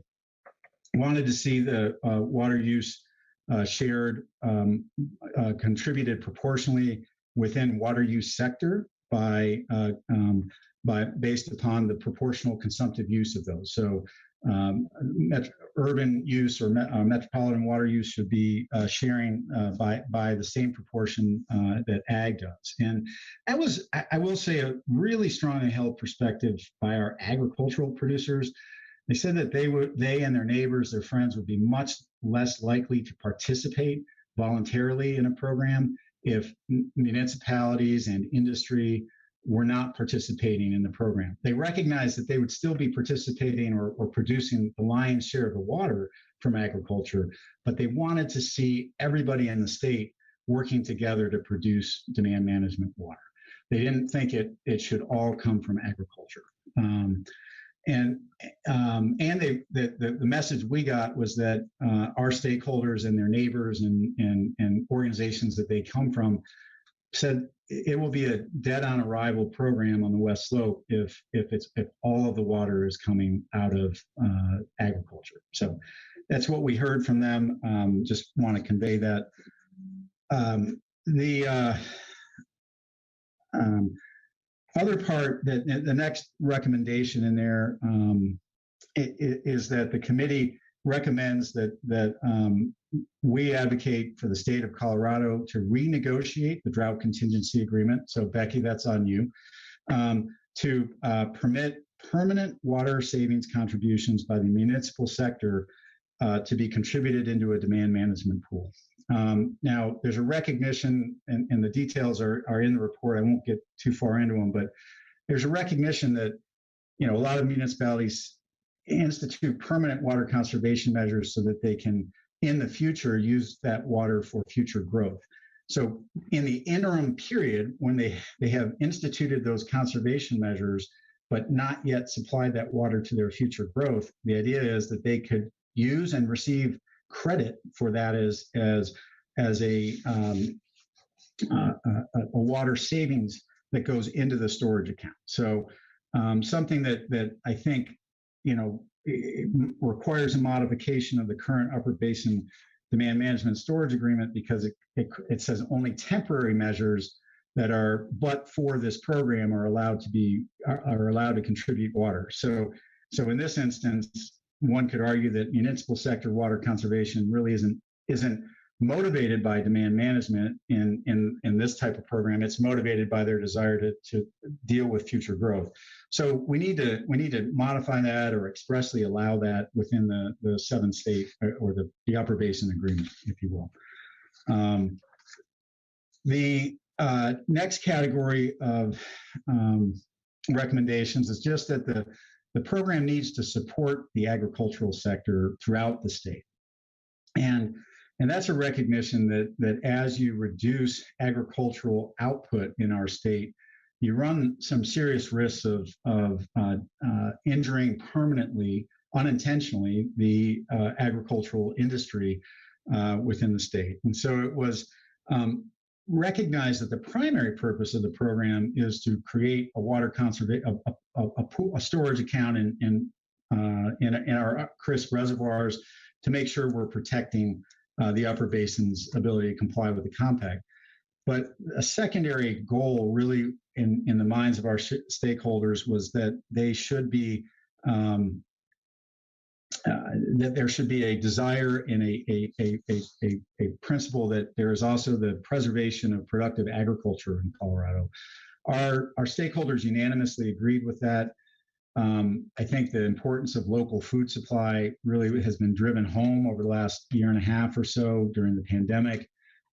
Really a critical issue. So seeing food supply be decimated by a program like this is really hard. Understanding that the same damage may occur if we don't put a demand management program in place and we're forced into a curtailment situation at some point in the future. So knowing that we could manage the risk in demand management that we couldn't manage in a curtailment situation makes the demand management program seem more appealing to most of our stakeholders. I think, by the way, I want to touch on something real quickly, and I think you're all aware of this, but so this is a report from a group of West Slope stakeholders.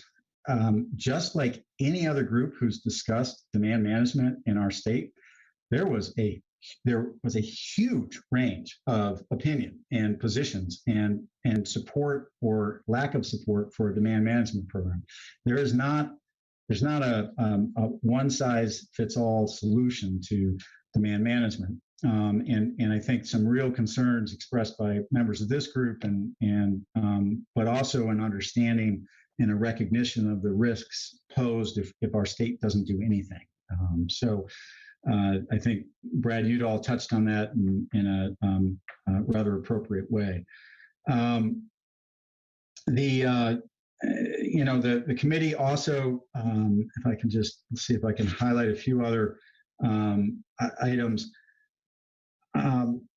There's quite a bit in there about how to design a program and allow for eligibility. They wanted to see very carefully designed rules limiting the number of consecutive years that any single parcel of land could be enrolled in the program, and limits on the percentage of any one agricultural producer that can participate in the program. They wanted to see the program contain rules that prevent permanent dry up of any one ditch system or water user association. So they really wanted to see that design so that it's a rotational fallowing both within individuals' land and also within ditch systems, and so that there wasn't a complete wipeout of any one system that could actually have a permanent effect. This is the recommendation that I think surprised me the most, and one that I can tell you I'm a little concerned of, and that was the committee recommended. Well, only part of it really concerned me. So the part that I understand is that they asked that we as a river district advocate for a strong role for local and or regional entities in the determination as to who is eligible to participate in a demand management program. They wanted a local control element, and you'll see if you read the report some very significant discussion on that. Their concern from my organization, honestly, is that we certainly have never conceived of the idea that we would have any role in running a demand management program. We look solely to you at the CWCB to do that. But our stakeholders, as you'll see in the narrative, really did express a desire for that local input, local control, regional efforts that they thought the state could do a good job of establishing the broader market parameters and the funding mechanisms, but they wanted to see local control. And just so you know, you're not alone in their desire not to see statewide control. There were stakeholders who said they don't even want to see the River District or Southwest control the market. They want their individual ditch companies to do that because they don't trust us either. So, you're not alone as a state agency on that one. There were some recommendations in terms of programs to look at that the NRCS has and some modifications from those that might be helpful in a demand management program. And then the last set of recommendations had to do with mitigating potential impacts of a demand management program. One, and I think, is that the committee wants the state and the River District to seek to design a program that maximizes the co-benefits or even allocates resources to mitigate environmental harm that might result from a demand management program. So that was a unanimous recommendation. We did have one environmental member on our committee, but all of the members agreed that preserving the environment is a really important aspect of a demand management program, and that if designed inappropriately, it may have some pretty significant impacts on the environment that has grown up around our current water use. The committee also recommended that the demand management program include requirements for funding mitigation of the adverse secondary impacts to regional economies that may result in a demand management program. And then the final recommendation was that a demand management program should incorporate an adaptive management approach to accommodate learning, new information, and changes in conditions. So as much as we'd like to see some black and white rules, we also understand that we're going to learn a lot as this rolls out, and we as a state need to, if the program's going to roll out, we need to reserve the right to improve it and protect our state. So that's really the highlights of the report, and I welcome your questions, comments, or even welcome your silence. So however you want to handle it.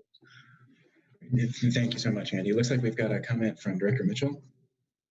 And thank you, Andy, and a big, huge thanks to your board for the effort that they've put in on this. I think this will nicely feed into our work. I love the comment on the trust issue that I'm considering us equal in levels of trust. So I that's great news. And I also wanted to touch on a little bit of the productive ag component and make sure that folks, especially the new board members, are aware that that is a goal within Colorado's water plan. And so it is important that we continue to focus on that as we look forward, not just in this process, but in everything that we do. And I think Ian is right in terms of that COVID really did highlight the importance of local agriculture and the impact, positive impact that has on our economy and how much we depended on it. So I wanted to make sure to echo some of that comments. I had a question on the consecutive years on it. Did they get into enough detail where they talked about, was it on the 3 out of 10 rotational fallowing type scenario? Like what were they thinking? Or are they just saying non-consecutive? They were just saying non-consecutive. Our group, I think, had a hard time getting into the specifics, right? I think you've probably seen that in some other groups. Mm-hmm. Just so this board is aware, and Becky, our board is, I think, similar to some of the comments I've heard from the CWCB board, has said, look, even this recommendation, there's a lot of theory and big ideas, but no concrete numbers to start really testing out and batting around. Our board has assigned our staff with the task of actually drafting a concrete framework for recommending to them and perhaps them to you as a starting place or providing some input, which would have specific number of years of fallowing and that kind of thing. I can tell you that myself and others on our staff, hopefully who are way more intelligent than I am, will be working on that and presenting that to our board in October, which will then be forwarded to you. It's just to as an advisory capacity to put it into your discussion format. And the idea being, I think your staff and your board have done a great job of discussing this, but a lot of it is, as we understand, it's this framework concept and some theories and some matrices. Our board, I guess maybe because they're a lot of them are agriculturalists, they think concretely, not so abstractly, and they wanted to see us presenting some concrete recommendations, whether I'm a little worried that I may be looking for a job after I present it, because no matter who presents this, it's going to be controversial. So just letting you know, but that's where we're at. Well, we do have an opening at the front desk, Andy, just to let you know. But so you're expecting that framework will be presented in October. I would love to be at that meeting, by the way, just to watch, and then you would pass it on soon after that as a recommendation to the CWCB. Correct. Yeah. And then should I expect that you mentioned the environmental component and kind of the both positive and negative impact based on a program structure. Are you thinking that framework, you may delve into that question a little bit further? Yeah, I think our recommendation would identify areas that our staff and our constituents have identified as areas of concern from an environmental perspective that need to be addressed. And probably I would envision this recommendation containing concrete ways of addressing those. So, anybody with ideas, give me a call, shoot me an email, help me out, because would love to have that help in any way. So. Perfect. Thanks, Andy. I have a lot more questions, but I'll let the board get to it. Great. Thanks, Andy. Thanks, Director Mitchell. We've got a number of questions, starting with Director Sakata. Thanks, Greg. Thanks, Andy. A couple questions for you and one of the toughest questions I've been trying to deal with is equitability and proportionality. And so when you were talking about sharing that proportionality among sectors, is it fair if more agricultural producers want to participate, but they can't because we haven't met the muni level yet? I mean, did they talk about that where, you're actually not allowing some people to participate that want to voluntarily because you set this limit? Well, I think that's a good question, Robert, and I appreciate the question. There was a lot of discussion about that, and that same question could be phrased, between West Slope basins. If one basin hits its intended quota, but another basin wants to, they want to produce more, can they do so? And really, from our perspective, and I think our stakeholders adopted this by and large, although I wouldn't say it was unanimous. So a lot of different opinions again. That there was an understanding that because this is a government-funded, designed market, we have an obligation here not to create negative impacts on any one region. And so even though you may have individual farmers and ranchers who would say, hey, I'm all in, and say it's 100% of one basin, and maybe everybody in the South Platte who relies on Colorado River water to supplement their ag says, no, we're 100% in, just pay us and we'll stop using it. The idea being that would potentially decimate the agricultural industry in that region. And so we don't, our stakeholders said it's really important to maintain agriculture throughout the state, not in any one, and not target any one basin, no matter where that is.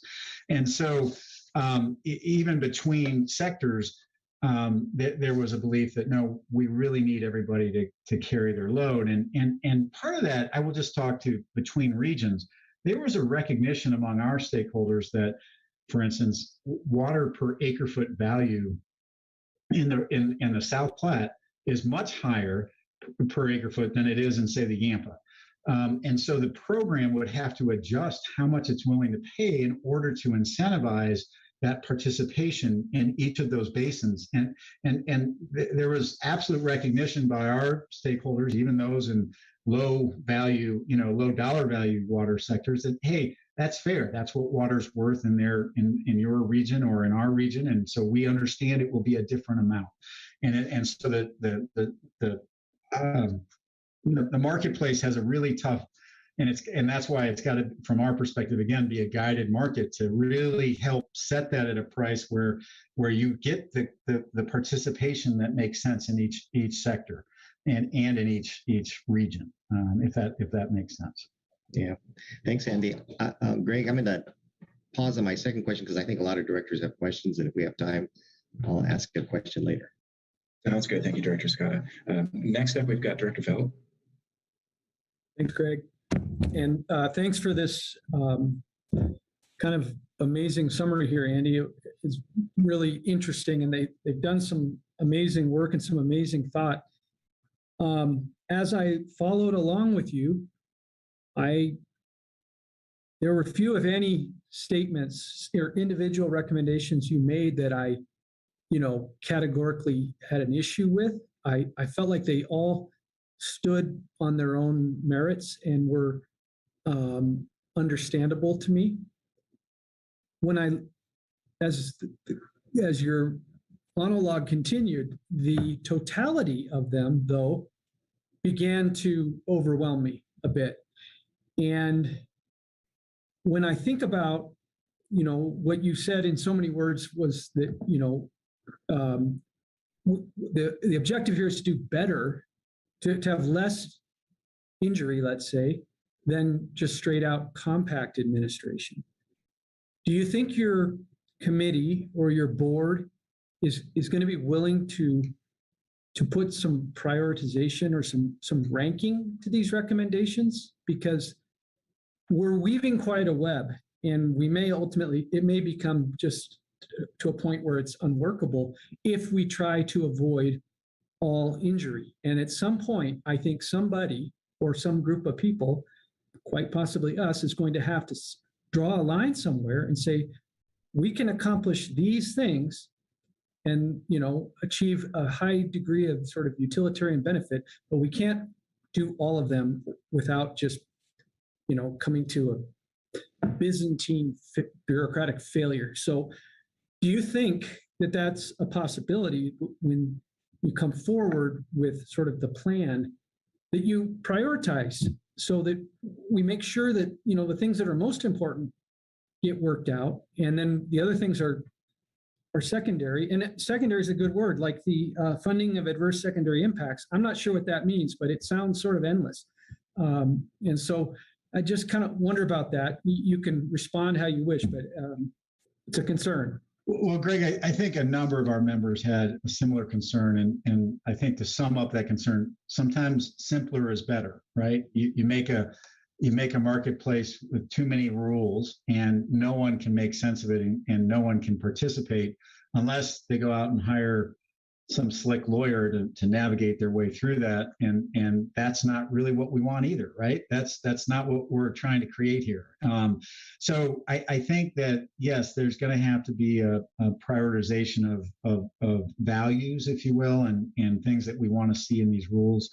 I think one of the solutions from our group's recommendation was, well, if you set the general framework again at a statewide level, and then let regions kind of develop their own sets of rules that comply with that framework, that you might actually do a better job. Some areas might have really complex rules. And I would just say, again, if you look at water administration in Division 1, it's a way more complex operation than, say, in Division 6. And that's not a negative to Division 1 or Division 6. That's just a reality. So the marketplace for demand management water may be reflective of that. There may be different rules that have to apply within different regions of our state.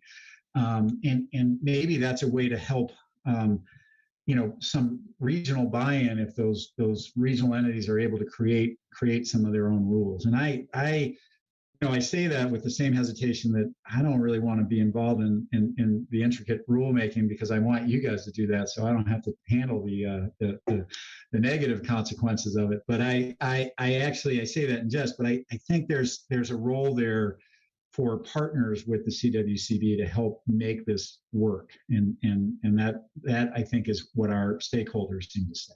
So, great, thanks, Andy. We've got a question from Director Schwartz and then Director Dutton up next.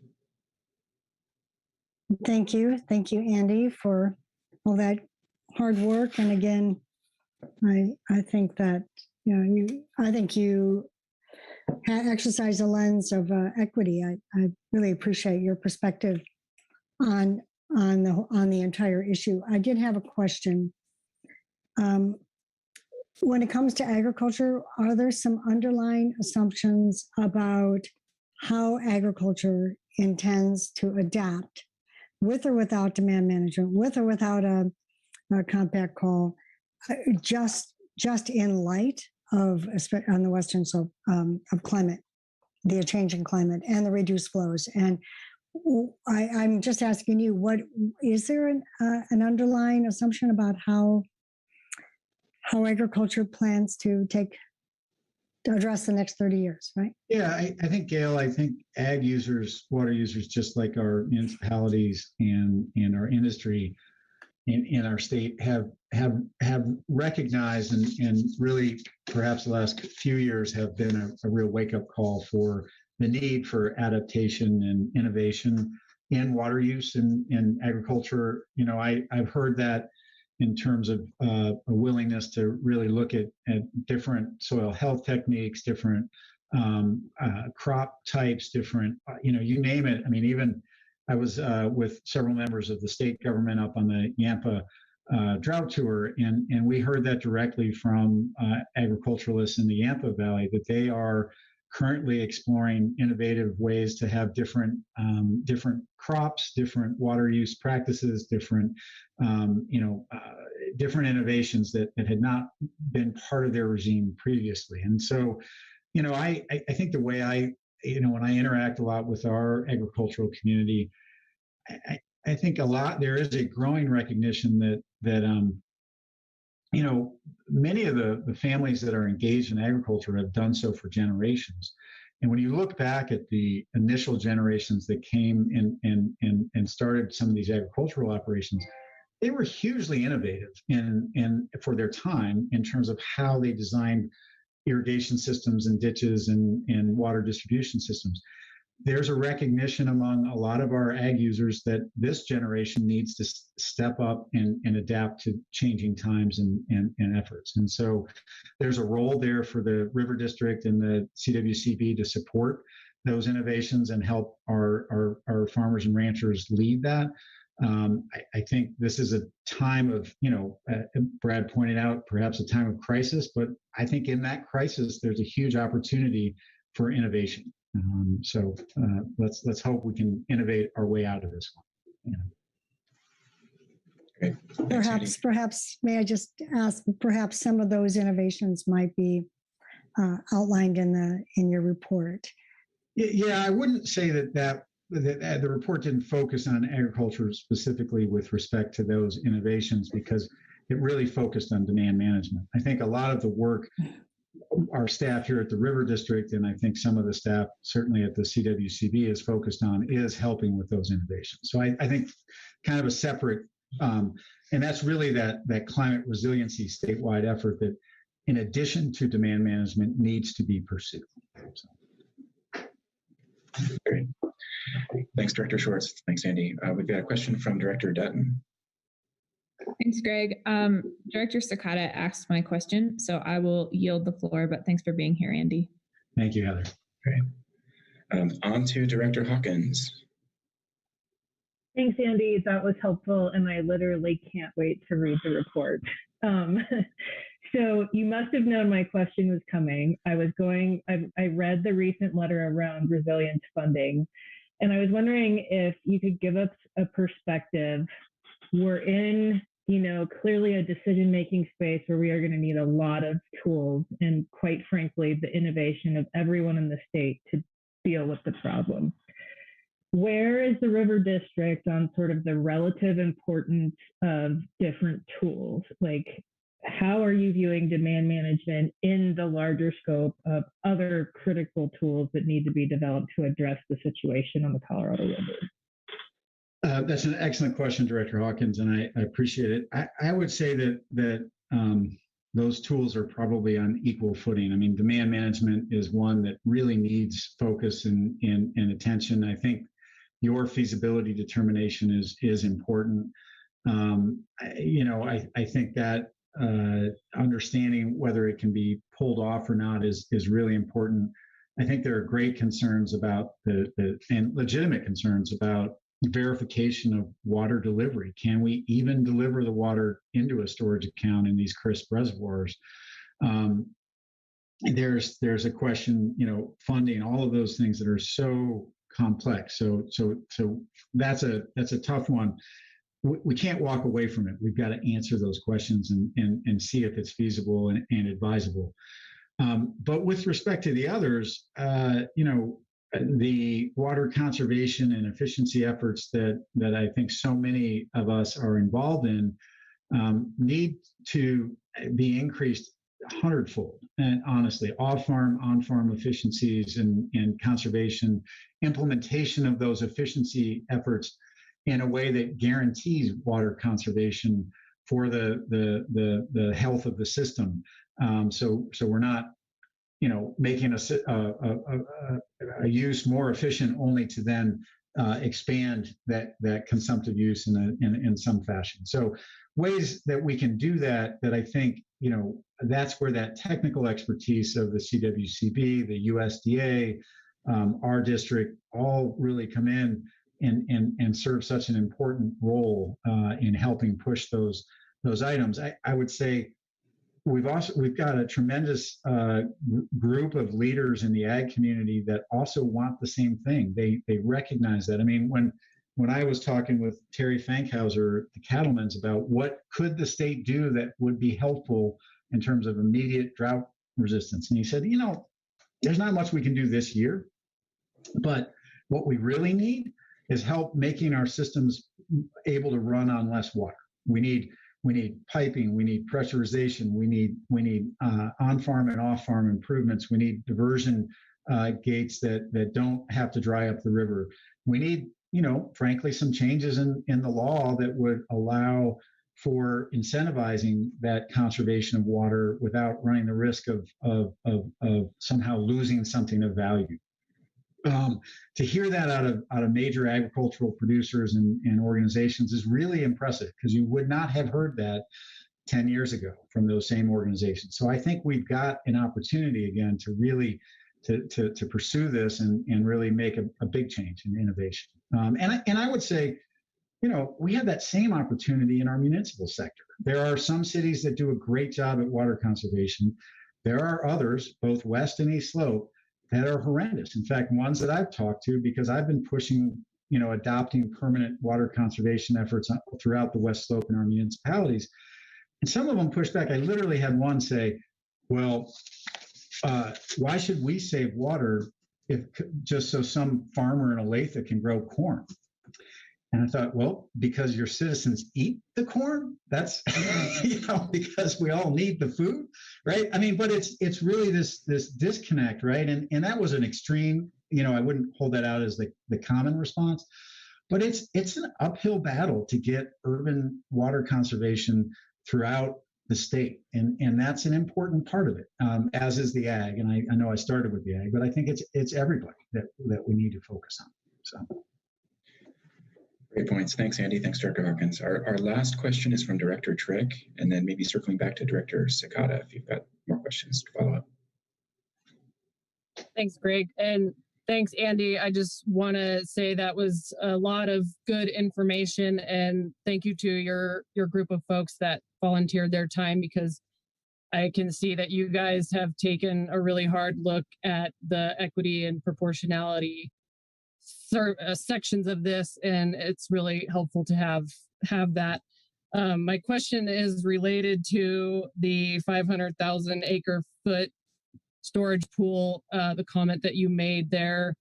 And forgive me if I'm not reiterating what you said, but I think I heard you say that it wasn't enough of a storage pool to reasonably reduce the risk for the state. I guess my question is there an amount that would be reasonable to reduce the risk? Has your group looked at that? And I guess the second part to the question is, how much should that size of reducing risk for that storage account play into our feasibility determinations? Director Schrick, that's an excellent question. Yeah, I think you summarized what I said pretty well. And really our risk study that we did jointly with West Slope Roundtables and Southwestern Water Conservation District indicated that you would need a storage account of 1 to 2 million acre feet, so potentially 4 times the size of that 500,000 acre foot storage account, to be able to make a meaningful impact on delaying or preventing a violation of the upper basin's compact obligations. That's driven by what hydrology we see. So it depends on what future hydrology scenario you pick to model that. But under a range of reasonably anticipated hydrology, meaning I think we used the stress test hydrology, so it included some wet years in the late 80s and 90s, and then the really dry years in the 2000s up to 2018. And we resampled that. I think as you heard from Brad Udall, that stress test hydrology may not really be the worst case scenario. So we used something that many of modelers use as a bad example of hydrology, but keep in mind that it could get a lot worse than that, in which case it might require an even larger account to try to offset or prevent that compact violation. The 500,000 acre foot account was created by a discussion among the 7 states, and the limitation was asked for and requested by the lower basin because they wanted to make sure we weren't going to be able to game the system. Only one state should be allowed to game the system, right? And that's not Colorado. I won't blame Arizona for gaming it at all, but the reality is that number was plucked out in a political compromise, and that's a lot of what we see in the history of the Colorado River. And so I think that it's just something to keep in mind for our state and the upper basin as they move through the interim operating guidelines negotiations, and how do we factor that in among all the values that the state wants to push for and the upper basin needs to push for in those negotiations. Where does that one fall into that priority? And I think that's really for Commissioner Mitchell and her team to determine. But it is a recommendation from our committee on that issue. So. Great, thanks, Andy. Very insightful. Director Sakata, did you have follow-up questions to circle back on? Thanks, Greg. Well, we have Andy captive. Good thing you have a good Zoom connection. You could fake it right now that you're. I think it's about to go out. Yeah, exactly. Kind of a follow-up, especially with what we heard from Brad Udall. And I would totally agree with what you said. We're going to have to, as a state, do more with less water. We're going to have to find out how we can do a better job. But so my question to you is, do you have a sense in the community that people really have an understanding? In ag, we really had this challenge of trying to explain the difference between irrigation efficiency and actually conserved consumptive use. And you kind of mentioned it briefly a little bit there, that sometimes you gain it in efficiency, you're actually going to use more water. So do you think there's a good understanding about that difference and what that means? I'd say probably less than 30% of the community really understands that difference, at least the community that I talk to. And that's probably a self-selected community that's willing to even talk to me, right?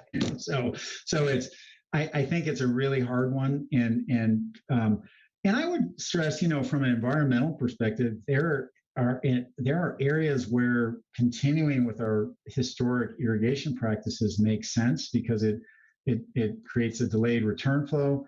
But where is that? How do we let science and not anecdotal evidence drive that? How do we develop really good tools to understand? And that's that potential for unintended negative environmental consequences. And we have a lot of work to do. There's been a lot of good work being done, much of which this organization has paid for. So we do appreciate that. I think that's a tough one. On a positive note along those lines, I would say, the River District has entered a new era where we are actually sponsoring throughout our district projects that are really helping drive finding some of these answers. So we are funding research projects on agricultural conservation and efficiency. We are funding, all sorts of improvements to ag and urban systems within our district, with oftentimes matching funds coming from the CWCB. So I think it's our 7A funds that we now call our community funding program is really doing what we intended to. And I guess I do want to extend our sympathies to folks at DNR for taking Amy Moyer away, because she's doing a great job over here at the River District running that program. But we definitely appreciate having her on the team. And I think it's just those are the types of projects and programs, Robert, that I think we need to engage in, and that educational outreach. When they know you have money and they'll listen to you, and you can explain the difference between conservation and efficiency, and why one project makes sense and another one might not, for that very reason. So well, good job getting those extra funds too. Great job on the district. I know it was a lot of work to do that, but I think too, I would totally agree with your adaptive management style too, because I've looked at rotational fallowing, and sometimes, I studied the Bessemer ditch concept, and sometimes maybe it's better just to take a bad piece of ground out of production. Yep. Why are you going to rotate it in and out when all that additional expense, when you can say, hey, this makes sense to everybody, let's pull it out of production. So I think we have to be adaptive in how we look at the whole system. Thanks, Andy. Thank you. Well, thank you very much, Andy, and all. That was a great discussion. And I think we should probably move on at this point, but just wanted to give you a very big thank you, Andy. Thanks for making yourself available. Thank you so much. I appreciate everybody's interest and look forward to working with you in the future. So, great. Thanks again.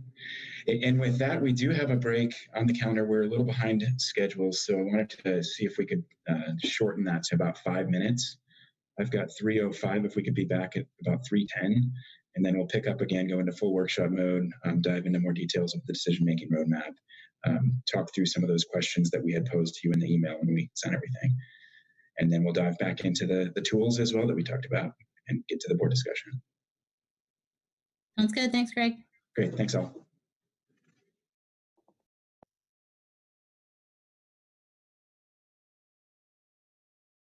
The recording has stopped.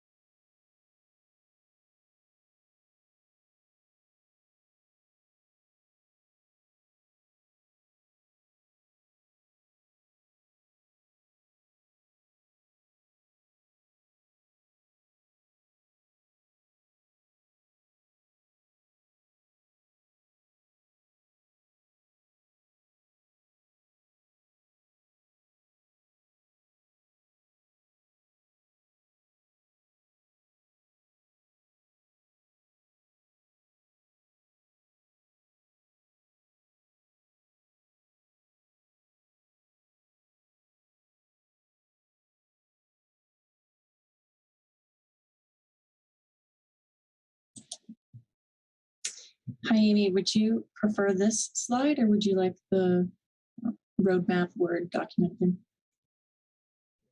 Let's stay here for just a second, then we can switch over probably pretty quickly. But okay. Thank you. You bet.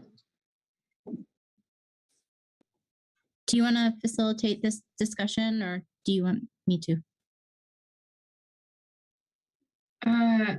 Honestly, I'll see what Greg thinks, but I think it would be actually really helpful if you wouldn't mind, just because I think there's going to be a lot of discussion going on and we'll be trying to track comments. So if you wouldn't mind, it would be really helpful. Yeah, whatever you guys want. Thank you. Really appreciate it. Is that okay, Greg? Thank you, Director Brody.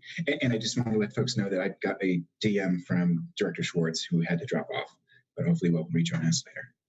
Okay. Just so I know for time, I know we're a little bit behind. Do you want to try to save some time in this segment? Do we want to try to save some time in the next segment? Or do you want to just go however long it takes? Because as you know, we sometimes rabbit hole. Yeah, I guess what I'm thinking is maybe, and Greg, again, let me know what you think about this, but maybe go with this discussion until 4. And then if we need to take a very quick break and then go right into the straw man discussion. Does that sound okay to people? That sounds good to me, Amy. Okay. Unless there's an interest to dive into any of the other tools, as part of the conversation, but I think that's a great plan. And, one thing I'll also note, Director Brody, is that we had kind of planned, that the straw man and the hypotheticals are really meant to help illustrate how these tools can be used to make these decisions. So if people want to go down that rabbit hole, we can transition to that exercise and then come back to this as well, just kind of depending on how things go. Okay. So are we ready?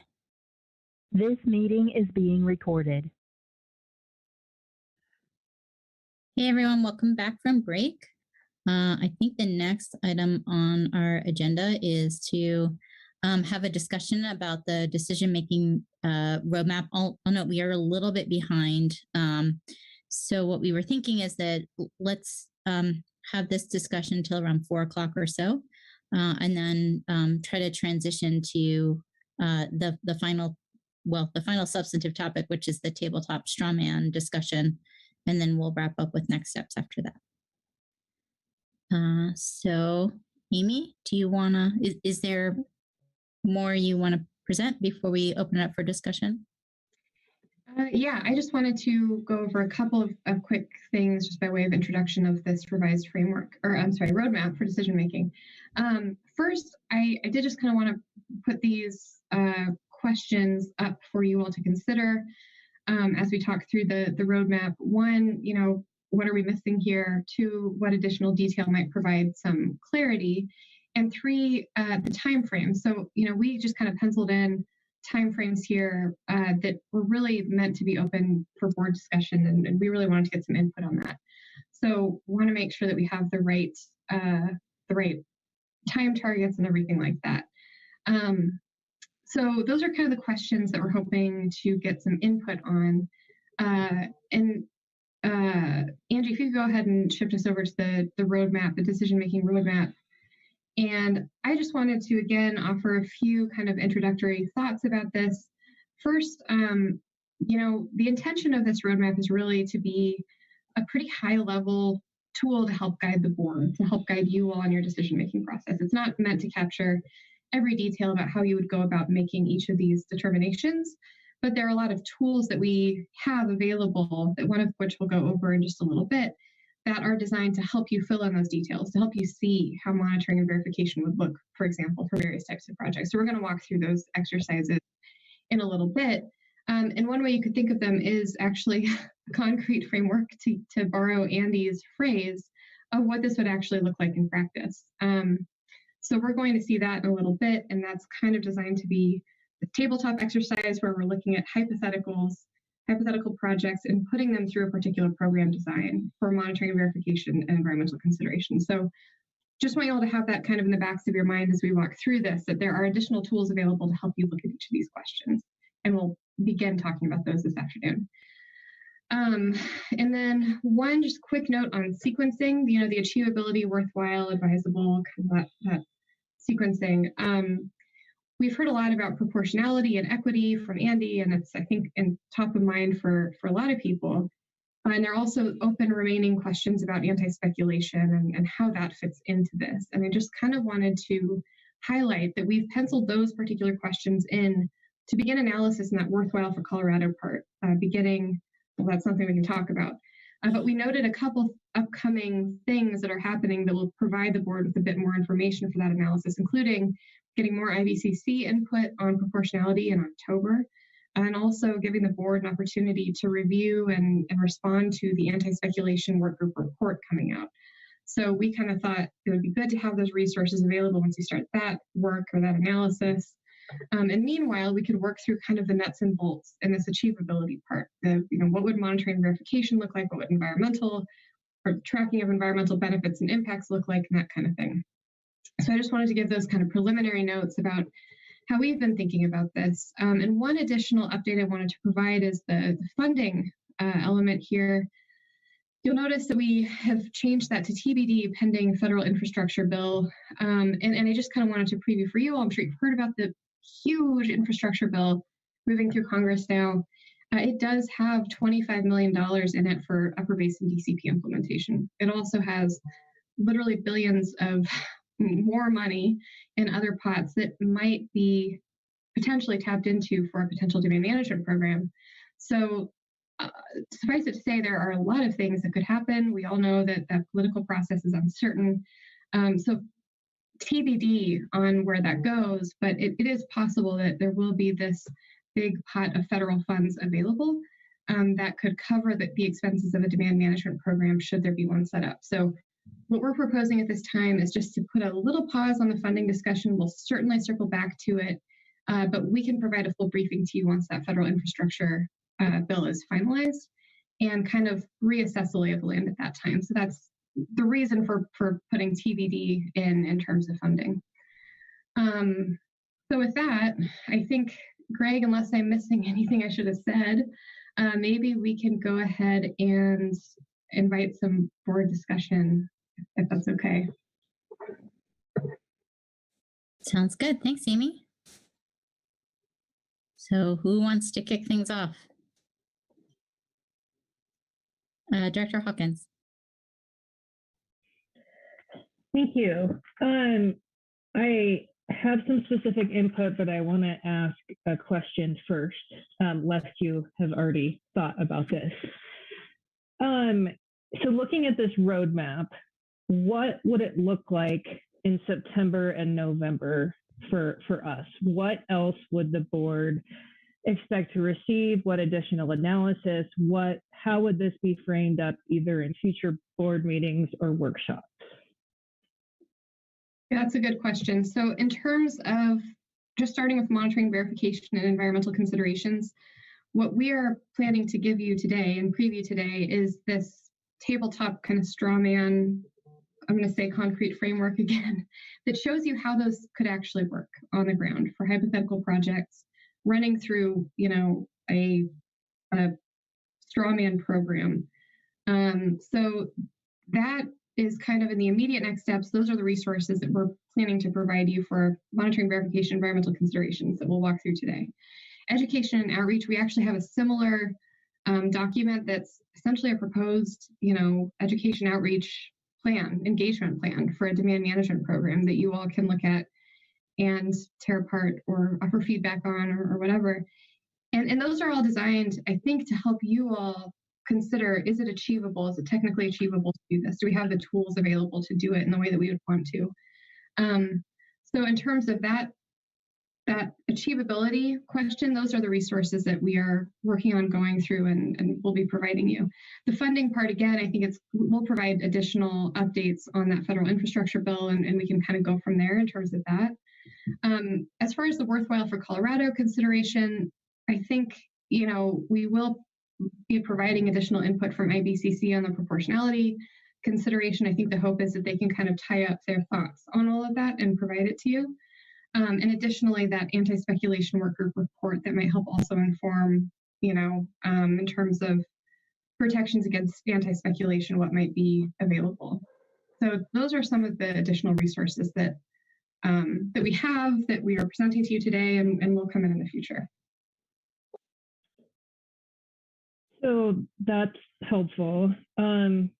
So when I looked at the decision-making roadmap, one of the things that I see early on in the sort of achievability buckets is that one of the biggest questions that I've seen consistently come up in comments is the question of injury. And it's both injury to the participants' rights, but equally important, how we're going to prevent injury to rights that are not participating.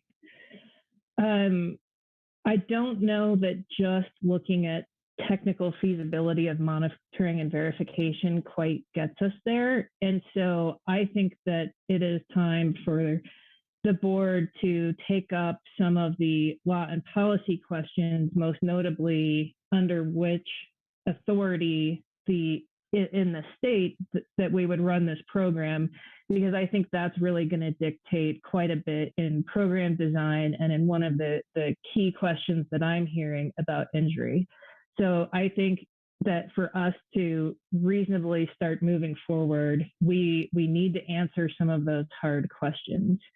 And I guess, that may be a discussion for executive session in September. I realize that the board needs to make decisions, but quite frankly, we haven't seen much on that since we got the demand management work group report from the law and policy group, which did not actually opine or give much guidance. It raised a lot of questions. So I don't think we can wait to answer some of those questions, because fundamentally, I think that sort of under what authority and what type of review this program would happen may really help answer the question on monitoring and verification, plus the question on injury. And for environmental considerations, I have read all the reports, including the literature review. I've looked in the Precip part. I reviewed that earlier this week. And I have not seen an analysis that actually tells us which tools might be available. Given my personal experience and what I do for my day job, I have opinions on that. But I think that's an area that there has been insufficient analysis provided to the board to support decision making.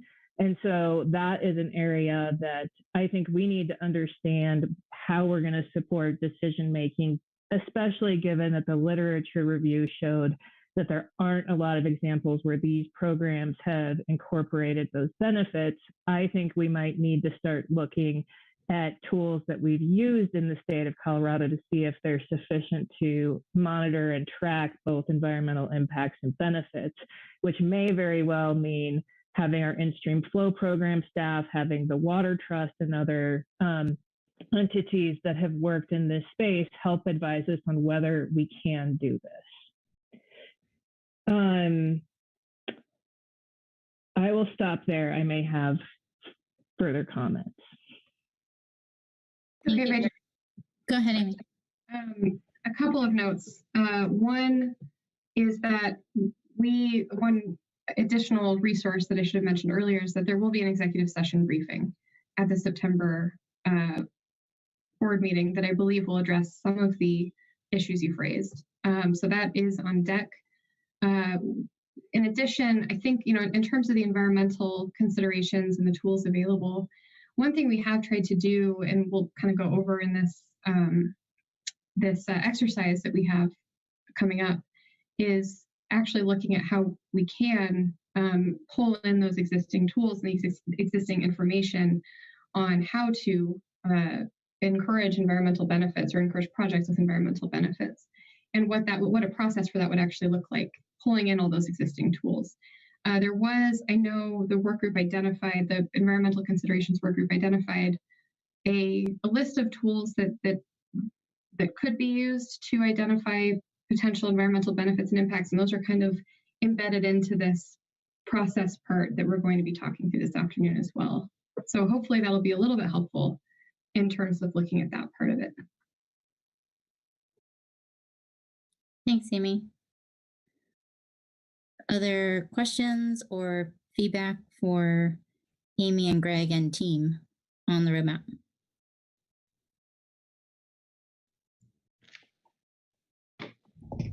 Jessica?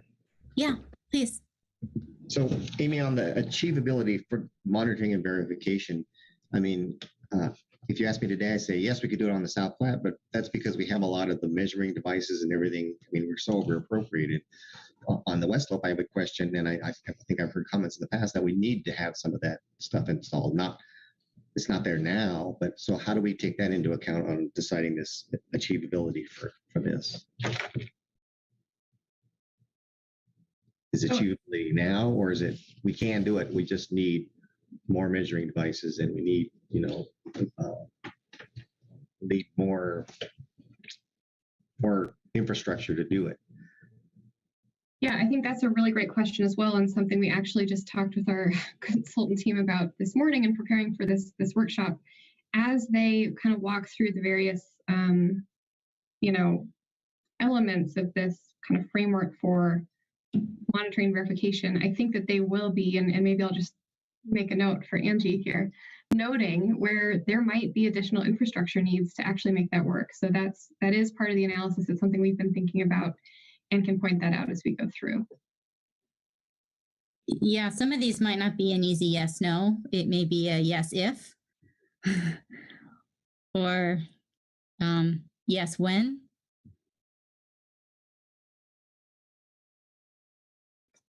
Other questions or comments?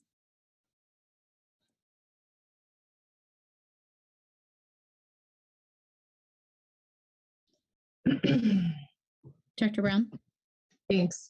I just wanted to say that I like this guideline, and I don't, have any major additions to it, but I want to make sure that generally the board is on the same page, that, we're looking at this as far as achievability. Let's just take the achievability section. And certainly these can help us get to where we're going, but there could be some other things that come up, or we could have some additional questions. And so this isn't just entirely the only document that we use to move forward through this conversation. Is that, I see Amy nodding your head, so I'm assuming, I just want to make sure I'm on track there. Yeah, Director Brown, that's exactly right. I envision this as the very high level, kind of the guiding structure for decision making, but there are a lot of other things that are going to, I think, help you make those decisions as we go. That is correct. Thanks, Dr. Brown. Director Dutton.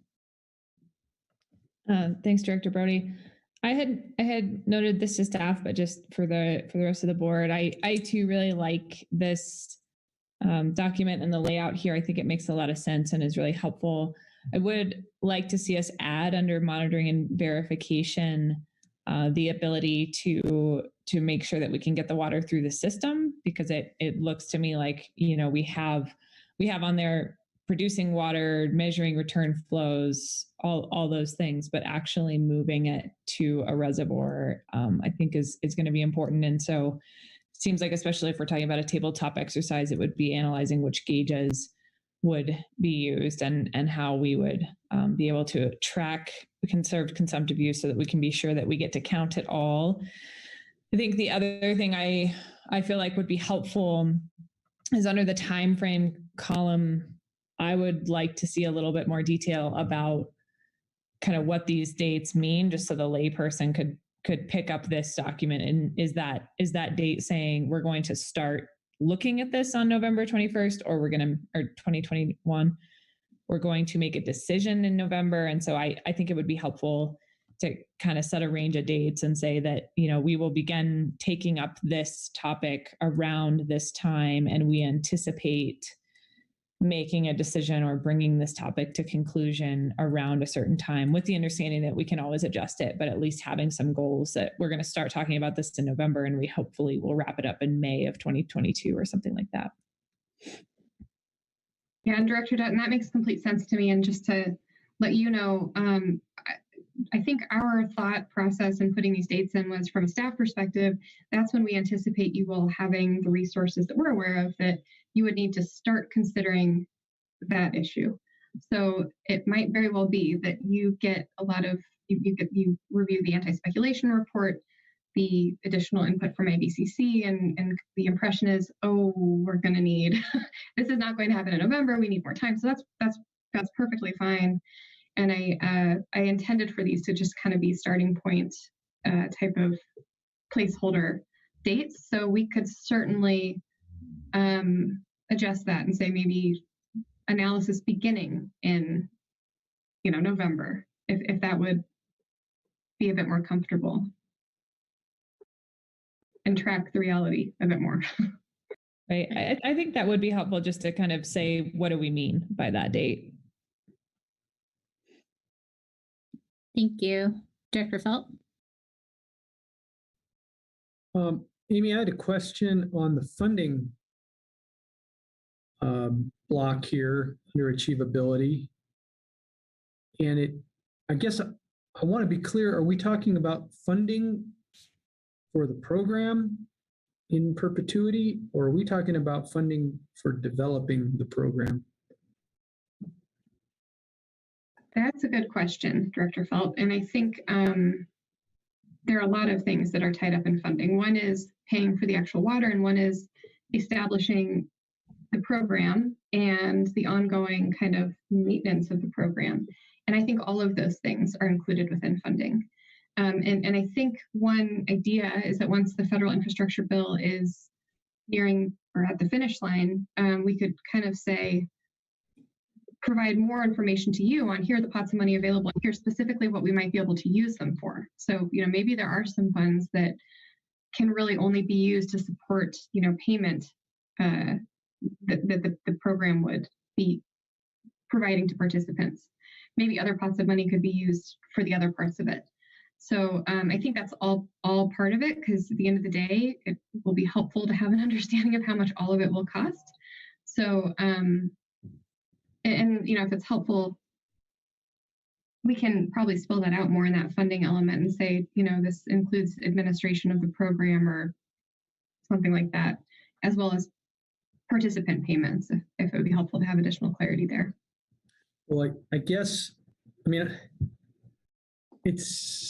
I hope all this isn't hinging on the infrastructure bill, because there's a lot of money sloshing around right now, but presumably it's going to get used up.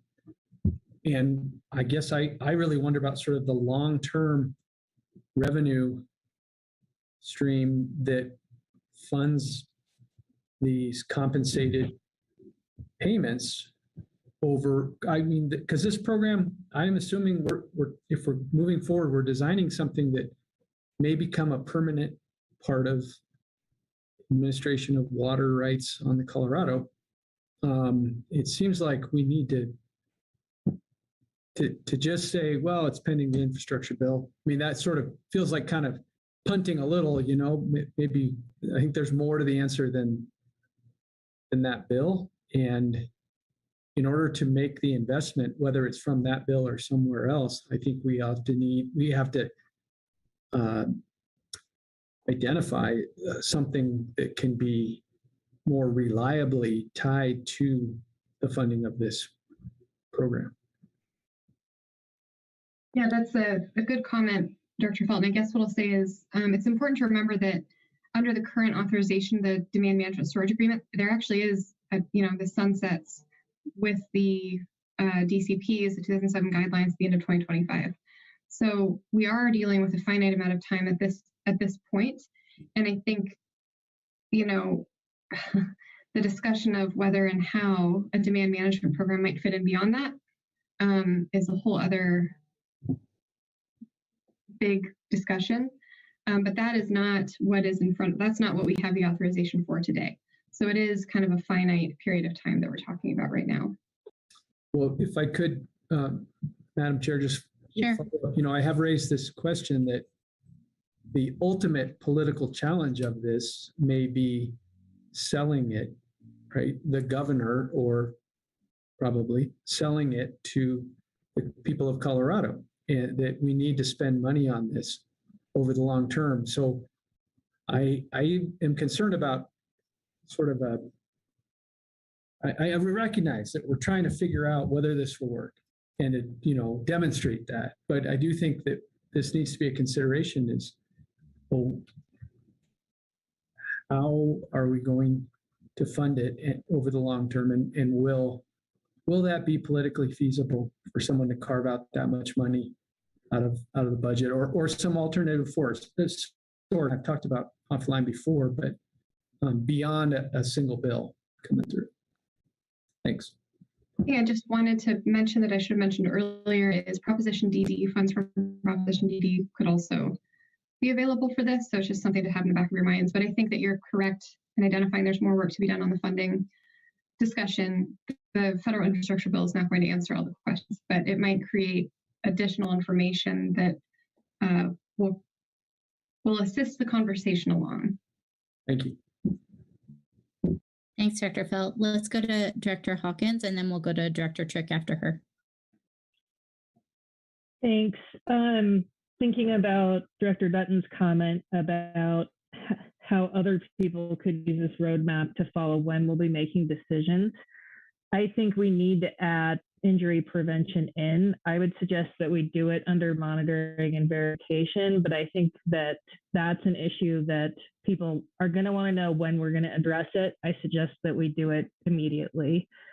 And along the same lines, I think we need to be clear that we're going to address anti-speculation, I believe, under the proportionality considerations. But again, I think we should let the public know sort of when we'll be taking up those two issues. Finally, I was reflecting when Andy was talking today about how much some of the equity and proportionality discussion could affect the need for funding. I heard his discussion of the potential need for different pricing in different geographic areas, and I think the potential cost of mitigation could be quite large, and I believe that will come there. So I think we may need to consider how we will loop back to funding if we see a major change in need based off of decisions in the second phase. Thanks, Dr. Hawkins. It does sort of raise an important consideration, which is some of these decisions are interrelated. And so we'll have to think about kind of how we deal with that as we go. Obviously we've got to start somewhere, but we may need to circle back to some of these topics kind of multiple times based on decisions we make or questions or issues we identify along the way. Director Trick? Thank you. And this kind of ties in with Celine's last comment. I don't also see somewhere that we would loop back to address funding for secondary economic impacts, for example, to an agricultural sector or an agricultural economy. I saw that comment made numerous times, and I don't see that here. So that might be something else that we would have to circle back on the funding question for how and when and how much.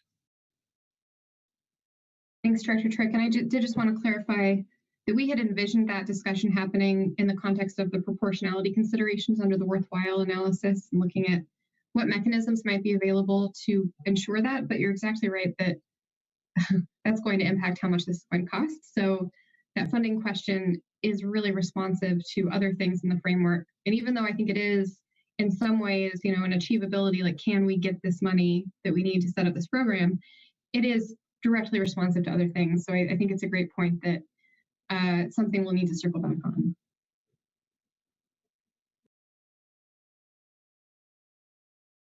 Other questions, comments, concerns?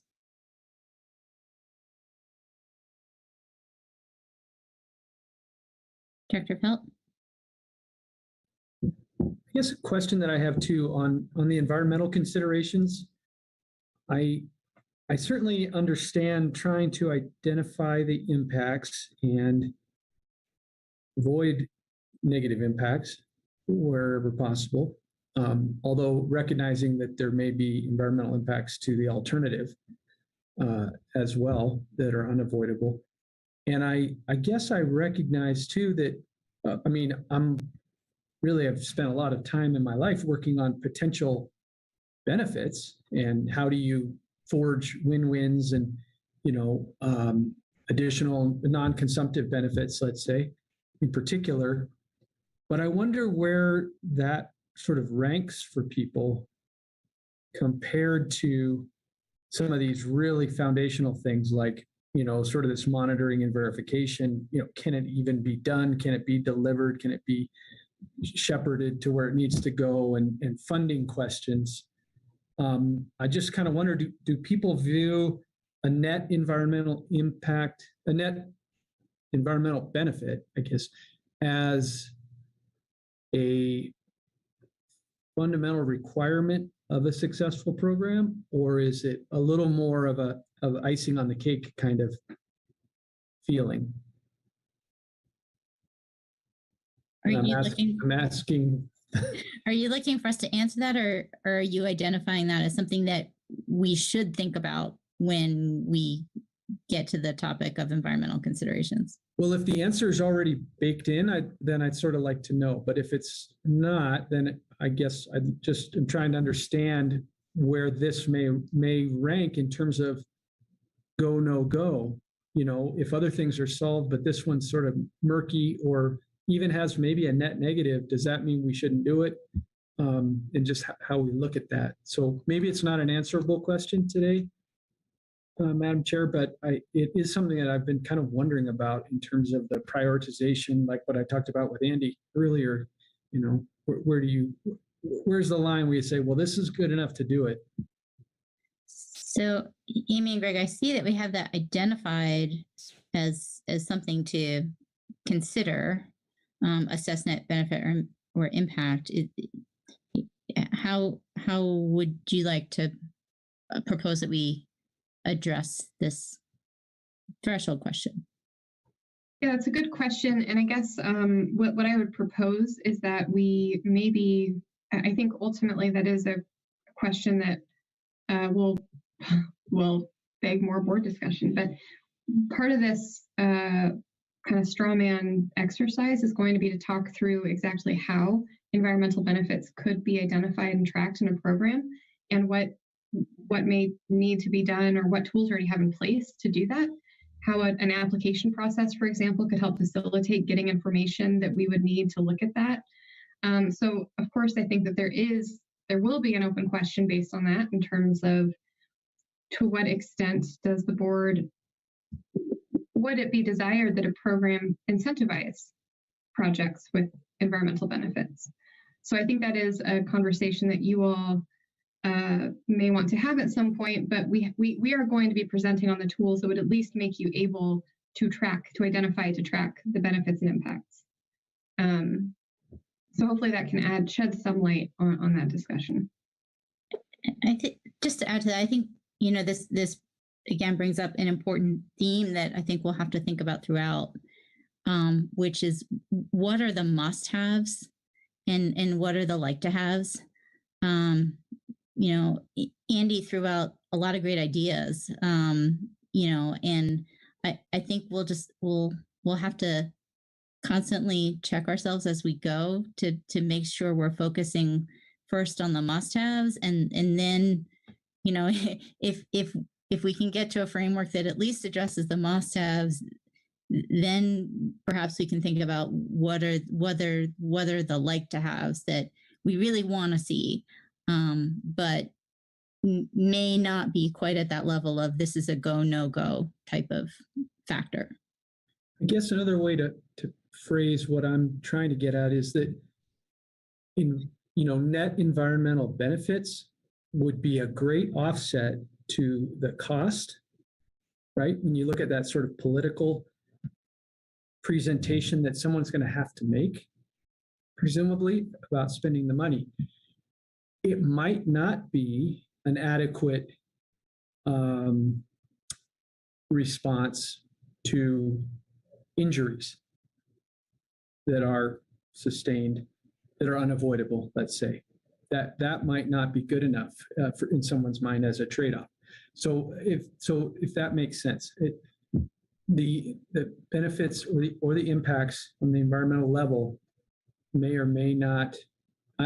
This is another way of saying they're going to fit somewhere on this prioritization of values that we're trying to do. If that helps explain my thinking here a little bit. Thanks, Dr. Felt.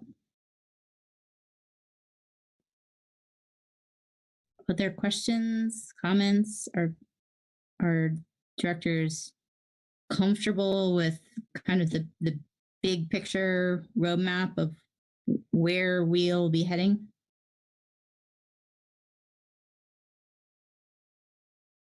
And Director Brody, can I just offer that Angie, thank you so much, is tracking all of this input, and we are going to take this back and incorporate it, massage it, and can bring a revised version of this to the September board meeting. Sounds good. Director Hawkins? So I think I'd like to ask if we can ask that question again at the end of the next session. My questions are less about what the roadmap looks like and just sort of whether the board will have sufficient analysis in front of us to make decisions on this time frame. And I think we might know more after the next hour. Okay. Director Sakata and then Director Brown. Thank you, Madam Chair. Under the funding portion, I'd like to keep open to the alternatives to actually paying somebody. Jessica, you heard me address the Metro Roundtable. Sometimes I think we need to ask people what they would like. It may not be cash. They may want something else, whether it's for the money or for any perceived injury they have. And I think that question should also be put on the table. Are there alternatives to cash to support the program? Thank you. Director Brown? Thanks. I just wanted to find out where you thought that the kind of the other big river negotiation aspect of this will fit into the worthwhile for Colorado, or do you consider that as part of the advisability question down there? But I do see what you've highlighted there, but it doesn't really address the interim guidelines, or I guess some of the questions surrounding further build out of the upper basin states allocations and how that relates to our decision on demand management. Yeah, thanks, Director Brown, and that's a good question. I guess the way that I'm kind of envisioning this is, the section on analyses and findings of UCRC and other states. I think that the work that Sarah referenced, the ongoing work, will feed into that. So in other words, are there interstate questions that would be very helpful for this board to understand better where the other states fall on things, for example, in terms of demand management specifically, that will inform your analysis of whether it's worthwhile for Colorado.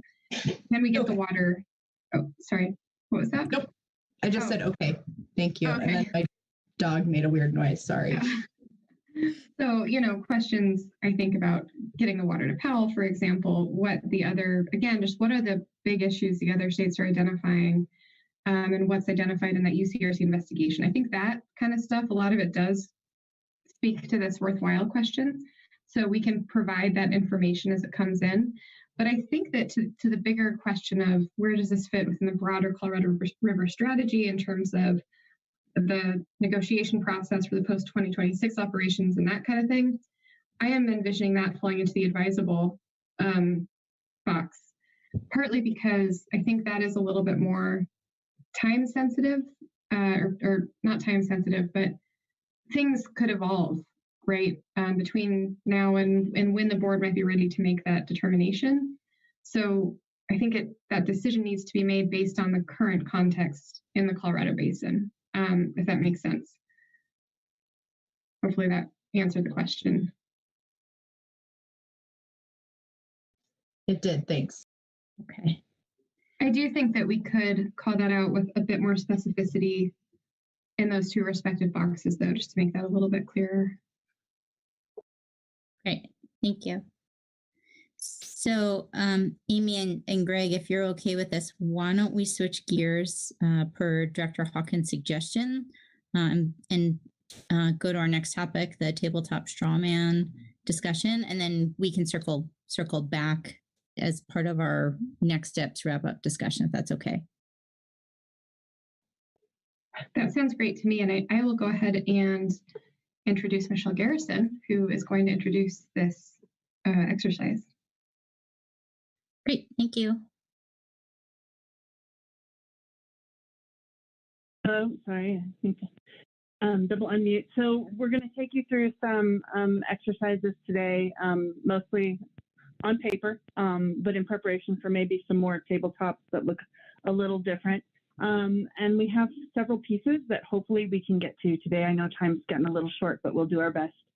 So you were given several different documents, a couple of which reference a little bit some of the questions you've had. So I think there'll be space to talk about some of those. But we have three things for you. One is a set of hypothetical scenarios, and then a set of process flow diagrams, and then kind of a tabletop exercise of what an application might look like to get all of the information that we might need based on the first two of these things. But to give you some background, under the hypothetical scenarios, these were built, we started building these last fall. If you'll recall, several of the work groups came up with hypotheticals, and their hypotheticals were different for different purposes for each work group. But we've tried to take those hypothetical scenarios and merge them from the different work groups or pull from them, and then put them together in a way that ties back to the framework and this organization of possible things we could do under a demand management program for three different levels of effort or complexity. So what you'll see in these hypotheticals then is that we've pulled from these different hypotheticals from the work groups and some other information to try to get you 7 different scenarios that cover a range of things that could happen, a range of projects, but then they've been simplified to fit a little bit into those A, B, and C categories of complexity for the framework. So we understand that in real life, which this is not, these are not real life projects, there's a range that could cover some of those real life projects, that any particular project might be really complicated in one place and really simple in a different place in terms of monitoring and verification or environmental or something that might be really simple for one and complicated for another, but we've streamlined them so that they fit a little bit in those columns for the framework. So if they feel a little artificial, that's why. But in all of them, if you read the whole memo, you should see that whole range kind of correctly included. And another thing, I know we've gotten some comments on the terminology for the Trans Mountain Municipal and Industrial. And really, I think that's referring to systems, fairly complicated systems with 1 or 2 entities that manage, more than to say that Trans Mountain projects are exactly the same as municipal or industrial, which also exist on the West Slope. And we recognize that some of the Trans Mountain diversions include East Slope Ag. So those weren't meant to exclude those things. We're really talking, when we talk PMDs, about systems. But we do understand that some of those Trans Mountain systems do include ag. And if you're looking at temporary reductions in consumptive use, that sometimes that East Slope Ag that includes leases with those systems might be viewed as one of the opportunities for those Trans Mountain systems to some temporary reductions, whereas Andy mentioned earlier, quite often for municipalities, you're talking about permanent reductions, not temporary reductions if they do some sort of programmatic change. So just to remember that as you read through those hypotheticals. In terms of the process flow diagrams, we'll go back through those. We started those last September as well, and we'll kind of walk you through kind of on a program level and an annual level what that might look like to try to look at possible projects and make decisions. You'll see in there some of those ties to where and when you would look at the environmental impacts where and when you would be working with DWR to assess return flows and other things that are meant to prevent injury. And then the tabletop run through again would be kind of what the application might look like to try to get all that information so that you could process it. So with that, I'm going to turn it over to Angie Fowler and Jordan Demick from our consultant team at SGM to run you through the hypothetical scenario.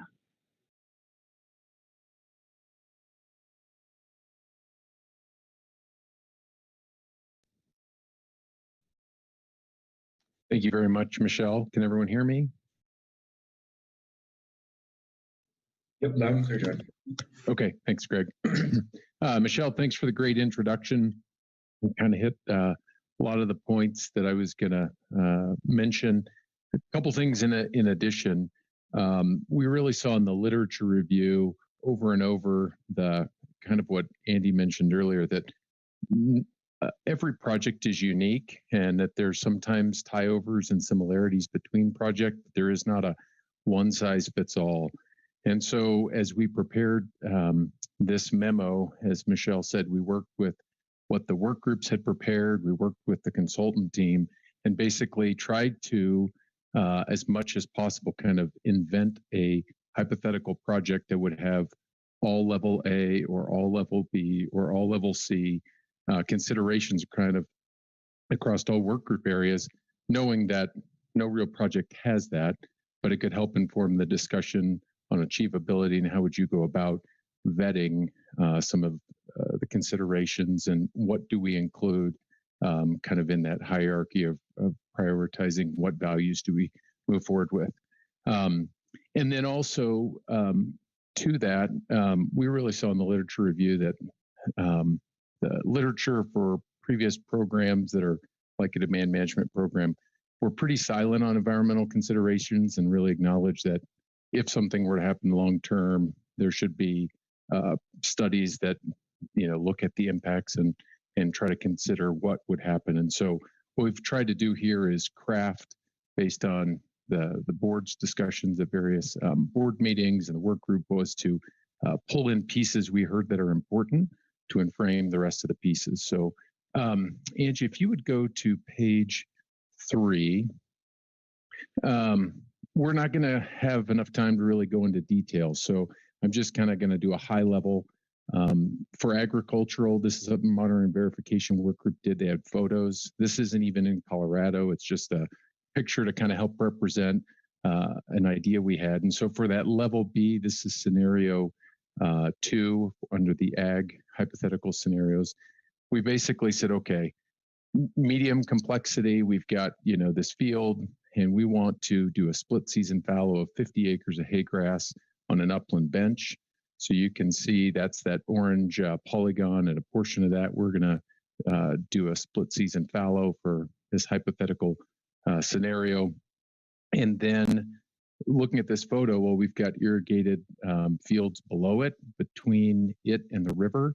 And so now we've got to think about return flows. We've got to think about people who could be impacted. If you look through the memo on page 4, we talk about this would be water would be supplied through a larger ditch company, mutual ditch company. So we need to think about ditch operations.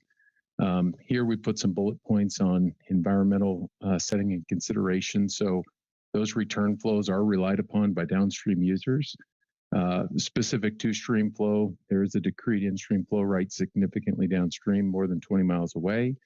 And, looking at water quality, salinity loading is an issue in the area.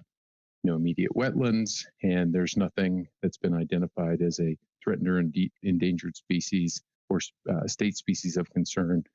And so, again, we tried to provide examples based on the discussions we had heard with the work groups and the consultant team to create this hypothetical scenario that then could be used for kind of this tabletop analysis, and then to that straw man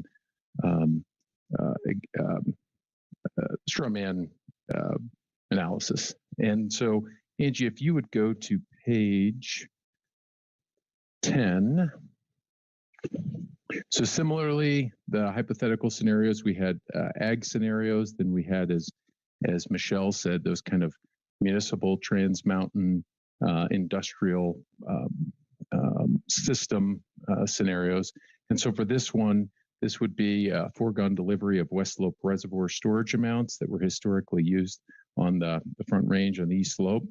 The releases could basically be returned directly to the Colorado River system. And this West Slope Reservoir, hypothetically, doesn't drain in most years. And so there's some carryover storage to increase the complexity. There was not a decreed in-stream flow rate for this hypothetical scenario. And we identified that you could store the water in the reservoir and time your releases to bolster environmental considerations. And that one potential implication of that is if you store it in a reservoir, you're going to have more evaporation. And so you have benefit, but you'll also be reducing the amount of conserved consumptive use into the system. And so with that, I know there's a lot of information presented. I just kind of wanted to explain a couple and hit a couple of points. I'm going to hand it over to Angie, who can talk through the process flow diagrams. As Michelle said, we worked on these last fall. I think it was the September board meeting. We presented them. And it was really, the goal was to take these concepts and these ideas and to figure out how would you begin to develop a process or a program that could address the concerns and questions raised by the work groups and kind of pulled together in this memo that we prepared. Great, thank you. Can you see the process flow diagram in front of you? Yes. So Michelle, do you want to introduce this higher level version? Sure, Angie, sorry. I got to quit hitting double mute if I'm going to jump back in. I apologize. So as we talked about this starting last fall, to be clear, this isn't a recommendation for exactly how a program should look, but this is, as Jordan said, an attempt to look at how you might work your way through on a program and plan year level these questions for each of the technical pieces that are listed first in the achievability piece, which is for the most part technical. So that's where we are. And the way we looked at it based on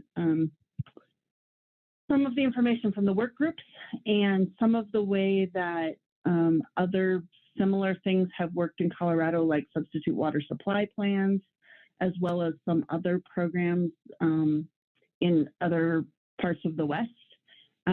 We developed this piece that's kind of a two-part process. And the first is that you start gathering on a program level information from interested applicants, and you gather enough data to understand their system, whatever it is, and their ideas for how they might generate conserved consumptive use.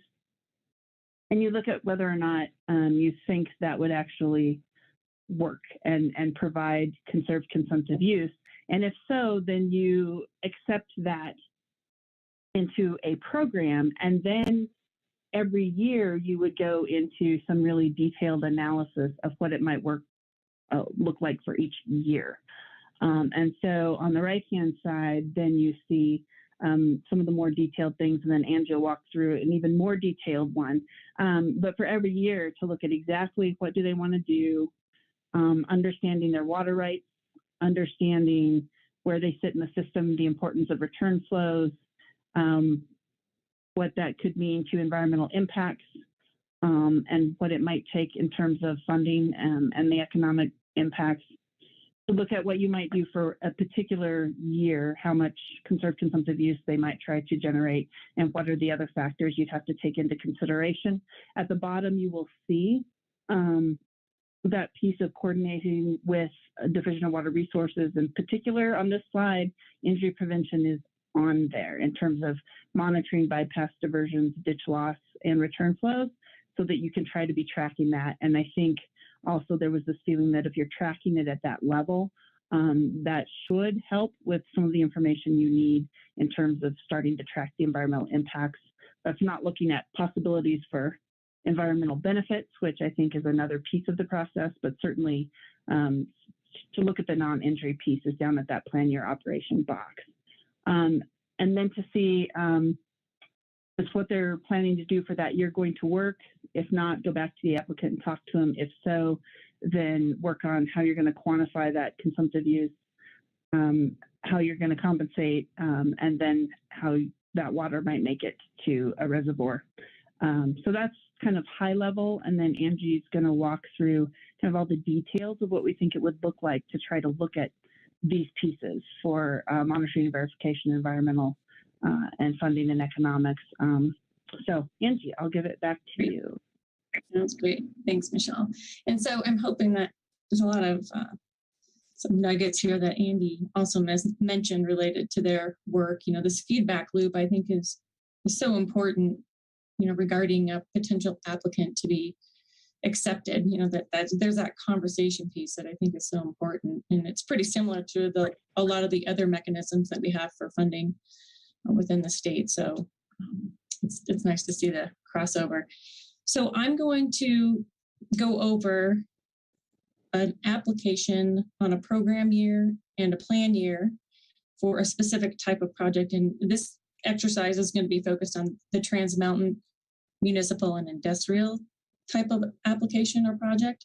And so this first slide here is the program level, if you recall, similar to what Michelle had in her slide on the left side, the bigger level. And then we can go into some detail about what a plan year flow diagram looks like. And so here you have your applicant enroll. And this, once again, remember, this is the program level. They're coming in and just presenting the bigger picture. And at this point, you most likely understand what their historical diversion and delivery system offers. And you can capitalize on the information they provide related to the historical data and information specific to a lot of these components here. I won't go into reading all of them, and a numerical analysis. And so the available data provided will allow a preliminary depletion analysis, and then a bigger level understanding of what the estimate of the typical Trans Mountain depletions during a type of water year, whether it's wet, dry, average, or median, and get a good understanding of what the representative volumetric limits could be with this particular application or project. And then you go to this viability determination, once again, on a higher level. And this is where we have that two-way information providing on the environmental considerations that we've heard a lot about today. And some components that could be integrated are listed there with in-stream flow, critical reach, critical habitat, and any other mutual benefits and opportunities or partnering that are available. And then if, there's a plan year measurement requirement, that's kind of a back and forth feedback here at this point in the process to get this viability determination on the program level to then move into the plan level.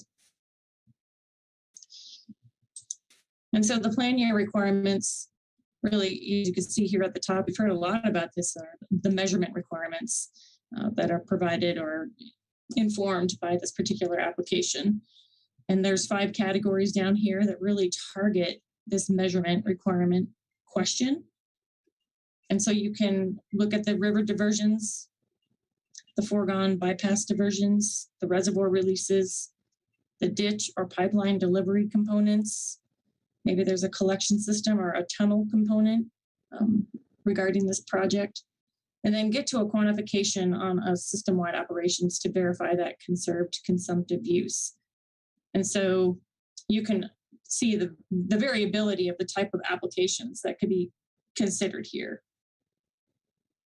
And this would be the process that somebody receiving the application, whether it's on a local level or a state level, is considering with this particular project. And Jordan's going to go into some more details about how an application would look in order to really get this information throughout that upfront conversation. So these 5 questions and these 5 categories would help understand the measurement aspects and the ability to measure conserved consumptive use and allow one to ask, is it acceptable for this particular plan year? And if not, it may not be accepted, or you could have that conversation with the applicant to consider ways to improve the project to get there. And then otherwise you'll be coordinating, and then you'll be working on the details for the specific year accounting and operations of this project to get the information that you need for your reporting and compensation. So this is, a bigger picture to consider on a program and a project specific year for a Trans Mountain municipal and industrial project. I'm going to also go through a flow diagram for considering environmental considerations and components of a project. So this would be like a side process flow chart for one to think through, depending upon, I think the must-haves and the nice-to-haves, I think is Madam Chair Brody mentioned that could be site-specific too, could be a complete function of the area. But here, when you have an applicant enroll in the program, the work group really brought forth these 5 components of the impact to environmental considerations from a hydrology standpoint. So the magnitude, frequency, duration, timing, and rate of change of the water associated with the project. Then you can also go through a checklist of evaluating whether there's a positive or negative impact or benefit on the flow, the water quality, affected habitats. How do they align with other plans that are ongoing within the region? Is there a stream management plan? Is there an integrated watershed management plan? Does the watershed flow evaluation tool offer any insight here, or the non-consumptive needs assessment? As Director Hawkins mentioned earlier, we do have a lot of tools available, I think, to kind of add more detail and make this particular decision more informed for a lot of areas. So after you evaluate the environmental resources that could be impacted or changed, or there's a benefit, then you consider those trade-offs, as Director Felt was mentioning. And if you have a net impact, then maybe you ask the question, are you sure there isn't another opportunity within your area to coordinate with Colorado Water Trust, WRA, TU, TNC? It's good to ask those questions. And if there is, then you get to that feedback loop of offset, avoid, or mitigate. And you come up here to understand how something as an impact could be avoided, mitigated, or offset. So there's a dynamic and an iterative conversation that happens when you look at these environmental considerations. And there may be, pretty obvious benefit and maybe some incentives that could be provided to offer with the benefits here. And then you get to your determining the viability question here and certify that applicant concurrent with the larger project. So those were the 2 or 3 that we were going to review here. We were going to transition unless somebody has a question about this, but I think what is going to be really helpful is to allow Jordan to review what an application would look like to connect and bridge these process flow diagrams with specific questions that would prompt the information and data to make an informed decision. Sounds good. Right. Thank you, Angie. As Amy mentioned earlier, and this is really maybe the crux of, the questions we've asked is, are we going in the right direction? Is there anything that stands out as missing? And is this structure, what's proposed here for this straw man analysis, would it meet the goals that we have identified? And so I think the opportunity before us is that nothing is firm or finalized, and we basically took the hypothetical scenarios, we took the process flow diagrams, and then we said, okay, if you were to have a screening tool, what information would you need to begin to answer the questions that have been asked throughout this process? And so a couple things, there's basically 2 screening tools or potential applications. One is for the agricultural type project. The other is for the Trans Mountain municipal or industrial system projects. We just want to walk through in a little bit more detail the agricultural screening tool. We did take that scenario 2 for ag and kind of put in some similar data that would kind of replicate that again for the tabletop, and then straw man analysis, a way to add some specificity. Director Dutton, I know you specifically mentioned needing to know which structures and how do we look at things. We've also thought that maybe previous projects, maybe like a SCPP project, could we go back and use this screening analysis to see if it would get us the information we need to answer the questions we're looking at today. So at a high level, you'll notice in the lower left-hand corner, we've got a yellow. It says information in yellow is required. And then to the right, it says information in gray boxes is helpful, but not required. So when we looked at the level A, B, and C of complexity, on one hand, as an engineer, I want all the level C information, but it may not be needed. And so what we did was basically, and thinking too about equity, if we've got a rancher who doesn't want to hire an engineer yet, what information would we need, or could we ask, him or her, so that they would have the information really at their fingertips and could provide it without the onus of needing engineering, and it would kind of answer a lot of those level A questions that we would have, while still allowing the form to have a lot more specificity if they wanted to add it. And so this first page is just the general information, what's the organization, applicant name, how do we get a hold of you? We have some basic project location information. So what region, what water district, latitude and longitude, elevation, and then, what county. And then the next two boxes are basically how have you historically used the water, and what's a general overview of what you would propose to do through a demand management project. I should also say this is a form that we built in Word, basically, so it can pretty quickly spit out the information into an Excel file, which would make tabulating multiple examples or comparing projects pretty easy because you could get it to Excel really quickly. Angie, if you go to the next page. And so the next piece is the historical use data and information. So again, the yellow is what everyone would need to be required to submit an application or for the screening process. What's your diversion source? What's the ditch name?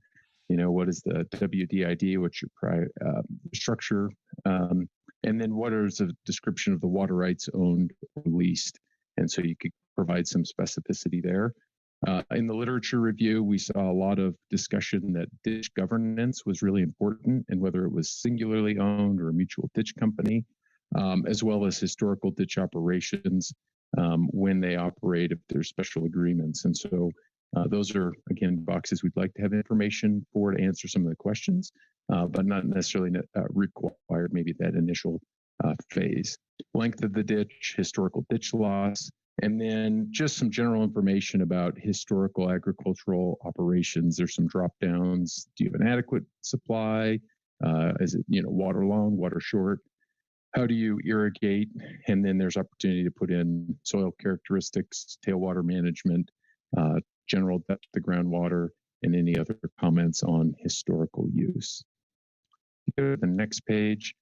Again, trying to make it simple, we just put a lot of common agricultural crops and then had it so it was kind of repopulated. You can add others as you see below. We have some links throughout the document to show where existing tools and or existing databases are. So here we've got a Google Earth link, how you can basically go through and calculate acreages for an irrigated field and to provide some assistance for potential applicant. And then on the far right column, we've got basically the typical yield for each crop type. And that gives us a sense of how much water has been used historically. Next page. So section 3 is then the historical consumptive use estimate. Again, as an engineer, we'd like to have all the details and be able to put together the water budget to kind of see what's the net conserved consumptive use.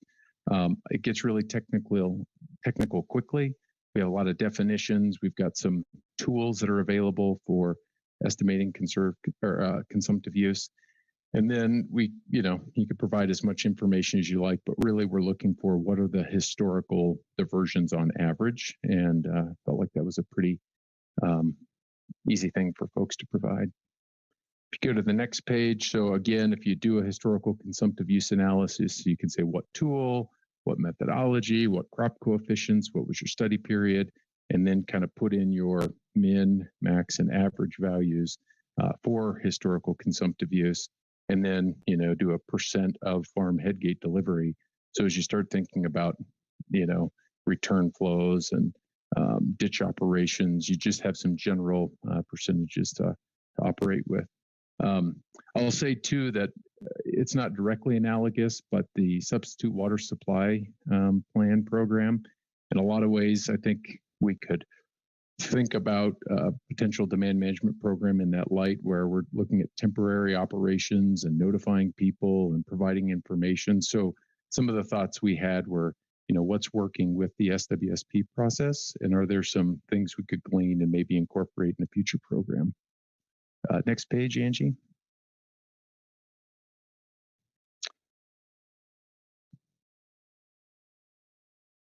Angie, can you go to the next page? Oh, okay, perfect, thanks.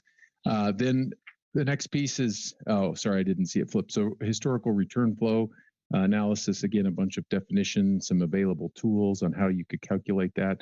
We really saw, we heard in the work group discussion and saw in the literature the importance of acknowledging that return flows don't accrue to the river instantaneously. There's that lag, or can be a lag, with the groundwater return flows, depending upon soil and geology and distance from the river. So just providing some information on how to calculate that. And then if you go to the next page, Angie, just what is the receiving stream that would basically get those return flows? What's your distance? And then intervening water users between the diversion point and your return flow accrual location. So again, looking at injury, who do we need to be cognizant of changing of operations or shepherding water past people? What would that look like? We also know replacing those lagged groundwater return flows could be of importance. And so there's an opportunity at the bottom of the page basically to identify, are there non-irrigation season return flow replacement sources available? And there's lots of options, but just allow the applicant to put that in. Then we kind of have the detailed analysis again of, what's your specific return flow kind of analysis and the numbers. And again, kind of getting to that, what's the mass balance? So when we're looking at farm headgate delivery and we're looking at return flows and conserved consumptive use, we can kind of figure out what the timing of those values are for potential straw man analysis. Next page. Yeah, so again, we saw in the in the literature review, just the need and the acknowledgement that more focus needed to be put on impacts to the environment, both positive and negative, those considerations. And so, just very top, we've got basically is this ditch diverting water within a stream reach where there's a decreed CWCB in-stream flow rate. And then at the location of the return flow accruals, is there also a in-stream flow rate at or below? So we really fleshing that the timing of those return flows and maintenance of the return flows is important. Other boxes that we included for consideration would be intervening CWCB in-stream flow water rights. You'll see the link that'll get you to the DNR map viewer, so you can pull those up and look at them. Nearby water quality concerns. We've got a link to the CDPHE dashboard. And so just acknowledging, are there any 303 delisted impaired waters, and that the applicant could pretty quickly click on that and start to add some considerations for water quality. The next two are identified critical habitat or a stream flow regime for either identified species of concerns or threatened and endangered species, and just acknowledging that there should be consideration for that. Next, yeah. And then, as Angie mentioned, kind of those existing tools, those existing platforms, are there stream management plans or integrated water management plans that are in place that an applicant could look at and see what the overall watershed approach is and the goals for that, and recommendations for just maintaining and improving the current watershed. And so we've got a link to CWCB's focus area map there. And then several questions have been raised on environmental benefits. Is it required or not? Our goal here for this box was just to identify the opportunity for applicants to think about opportunities to support non-consumptive needs and or provide mutual benefit opportunities. You know, at some point, if a program were to be developed and it was competitive and you have multiple applications coming in, certainly a person or an applicant who has considerations and wants to support non-consumptive and environmental needs could be considered more favorably than someone who has not. So again, just putting a placeholder there for folks to think about it and to provide some information. Next step. Okay, so monitoring and verification equipment. Director Sakati had a good comment about yes on the South Platte, but what about the West Slope? And so again, kind of where the rubber meets the road, you know, identifying what is your closest climate station and then what structures are in place. And so you'll see under instructions, we talk about type of measurement device and size and condition and recording devices, telemetry, and then really just looking kind of at the, you know, farm level, field level, you know, what do you have at the river diversion? What do you have at a wasteway or tailwater measuring flows out there? Next slide. What do you have on specific laterals, or is there an augmentation station? What about a farm headgate delivery? Do individual users get flows that are, you know, based on their allocation or are being measured? Is there an existing well or a field piezometer that you could grab groundwater depths and kind of track groundwater levels? And then any, you know, on-farm ponds or reservoir operations, what are the measurement devices in there? And again, that is so critical, especially for monitoring verification, to know what equipment is there. And it's really hard to do a tabletop analysis without some specificity. And so thinking maybe through those SCPP projects where you could begin to put some of the pieces together and identify what's available, maybe of benefit. Next one. And then proposed demand management activity. Again, trying to help the applicant kind of tabulate here. We have that split season, 50-acre fallow, irrigating April through June, and then no irrigation supply July through October is what was contemplated in consideration with that hypothetical scenario 2. And then again, what's your conserved consumptive use methodology? And then when you look at your year type, kind of dry, normal, and wet, what would the range of conserved consumptive use be?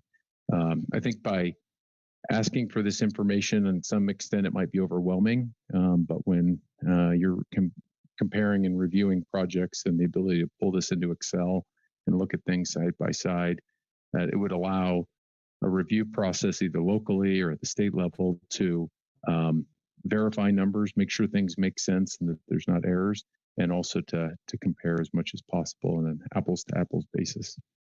And then mitigation measures. We definitely heard within the ag impacts group that, you know, weed control, what are you going to do there? What's your dust suppression methodology? And then is there a cover crop? And so just acknowledging that those ag impacts are important and they should be considering that for this analysis and screening tool. Next slide. So these are kind of the last couple of pages and getting to funding. So as you see, we've listed a number of CWCB grants, other funding opportunities, and linking folks to the River District and NRCS and trying to make sure folks are aware. Again, working with the other consultants, there's that question of what information would be really helpful. And so we kind of put it all here, certainly acknowledging that there may be some hesitancy with applicants to provide it, but looking at the historical costs, what's your variable input cost, what's your fixed input cost, and then locally, how much of that is in county that you spend, and trying to get a handle on local impacts. And then, if you go ahead and go to the next round and get more information, it looks like the project's good. Are you going to need engineering support? What is that going to cost? Is there a ditch company involved that's going to have a legal review, and do you need to get legal support and putting a cost for that? And then next slide. New monitoring and verification equipment. If a farm isn't equipped and they want to participate, how much is that going to cost, and where do they need to install it, and what would they install? And then, are they providing any financial contribution? And then, do they have a funding request? Kind of, hey, we could do this project, but we need some help. And then, really, the bottom line is that requested or proposed demand management compensation range, kind of a range, not holding the program to paying it or the applicant to sticking with that, but just getting a sense of what's the number they're looking for. So I know I flew through that really quickly, and there's a lot there, and I guess I'll turn it over.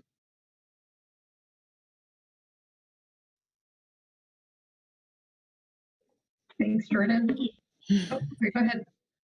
Thank you so much. I just wanted to open it up. I think we've got maybe 15 minutes for questions and feedback on this particular presentation. Then we can dive into next steps and where we go from here.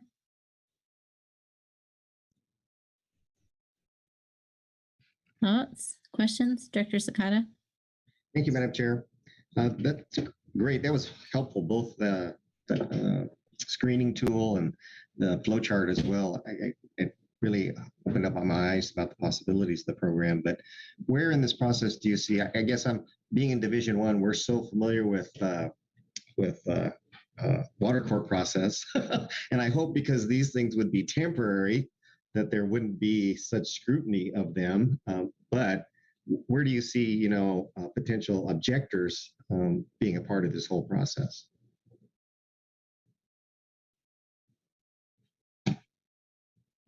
Should I take that one, or is that for staff? Jordan, if you want to, I guess, offer your perspectives, and we can certainly fill in as well. Okay.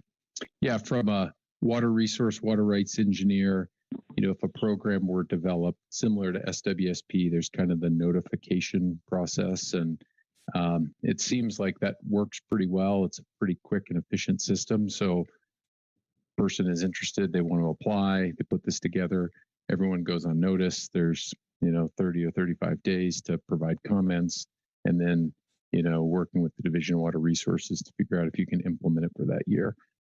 That's conceptually how it worked, but there's a lot of specific details that need to be ironed out. Yeah, that makes sense. Thanks. And Director Sakata, if I may just note that I think there are some legal questions and issues tied up in that. So I did just want to note, and I should have noted earlier, Emily Halverson with the AG's office is here tracking this discussion and noting the questions as they come up. So she will be providing an executive session briefing in September. So just wanted to note. Thanks. That's great. Thank you. Director Hawkins? Sorry, Michelle, go ahead.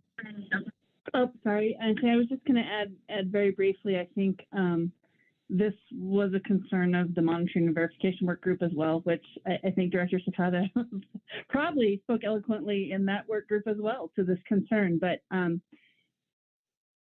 between that and the injury, I think they identified that there were several different ways you could approach these issues, and that keeping it out of water court would be one of the major goals, would be that you would have some sort of process that allowed people to look at these things, but also try to address the issue of injury up front so that hopefully everyone can stay out of water court itself. And I think that would definitely be the goal.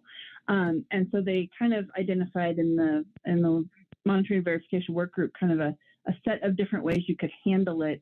such that if you wanted the monitoring and verification to be simpler, then you would probably need to put in some other factor, as can be done in the lease following tool or some other tools that we already have, where if you're going to make a more general estimate of how much water you're conserving, then maybe the amount that you're looking to push past other head gates is lowered by some factor to just make sure that there's no injury.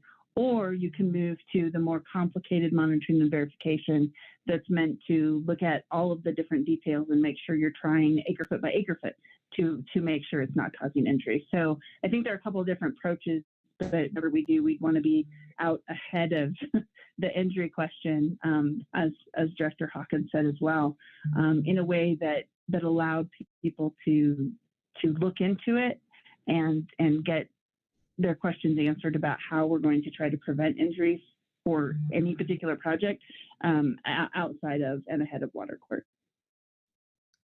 Thanks, Michelle. Director Hawkins, I think you were next. Yeah, I'm just trying to wrap my head around some of what I heard. And so I saw with the color coding that there seems to be an intent to make this a little easier on the applicants, like maybe they don't need to hire an engineer to at least start screening. But I don't quite get sort of what the CWCB staff would do versus what Division of Water Resources would do, and whether there's a point where sort of CWCB helped submit this for DWR review. Could you talk a little bit more about sort of those two agencies and how they could work together? Michelle, do you feel comfortable taking this one too? I was just going to ask Amy if you wanted me to take it, and I apologize, I'm not going to turn my camera back on. I'm getting bandwidth messages, so I'll leave my camera off. But yeah, Celine, I think that hasn't fully been worked out. And even in the framework, if you saw the A, B, C, the levels of complexity, there's consideration that for C, you may be adding extra staff. And I think the question would be, do you add extra CWCB staff or extra DWR staff, or probably both? For SCPP, it worked that as the applications came in, CWCB staff and a consultant reviewed them first to kind of see if they made sense and get the general background, and then sent them to DWR for review, because we understand that water commissioners understand some of those particular issues better than anybody.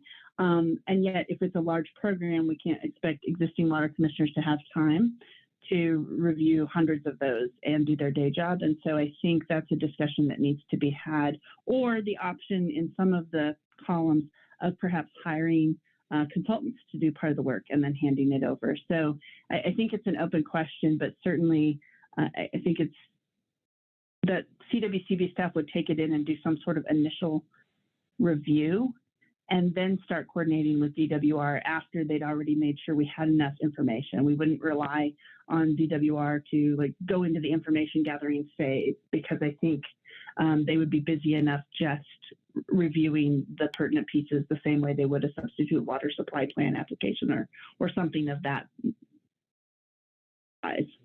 And if I may ask a follow-up, would we anticipate something similar for the environmental review with Colorado Parks and Wildlife, given the sort of extensive nature of that review and their expertise? Yes, I think we had talked about a couple different options, all of which would include working with CWCB in-stream flow section as well as Parks and Wildlife. And then also, depending on how we want to do it, when and how to tie in the other organizations, like you mentioned, Water Trust, or other folks that have ongoing projects or have been working on the stream management plan or those other things, and when and where to tie them in. But yes, I think for all of these, there are those ties that would be required between CWCB and DWR, CWCB and Parks and Wildlife, and CWCB and the Department of Ag. And so that coordination would need to happen early and probably be an iterative process. And I think the impact on those organizations and their staffing is something that we haven't covered yet. But if we decide that a program might make sense, I think that's a really important question we have to ask those other agencies is what it would take for them to be able to be staffed up for this process. Thanks, Michelle. Other questions or comments on this approach?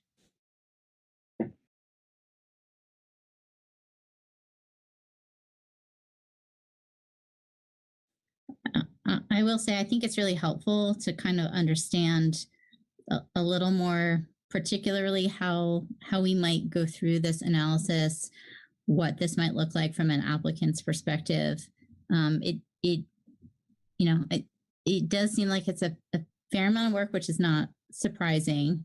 Maybe one thing to consider too is there some sort of minimum threshold, like a minimum amount of water that, an applicant would need to be providing for it to be worth the administrative time and costs, and also from an applicant standpoint, is there enough value there for the process to be worth the investment?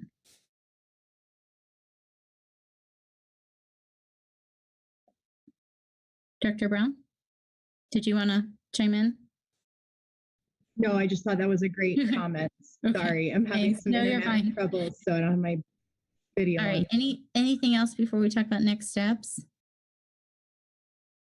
Well, thank you to the whole team for putting that presentation together and for thinking about how we actually would operationalize all these factors. It's like I said, I think it's really helpful to kind of see it all on paper. So I think this brings us back to where do we go from here? Are we comfortable with the roadmap as laid out? Are there other changes that we want to suggest to staff?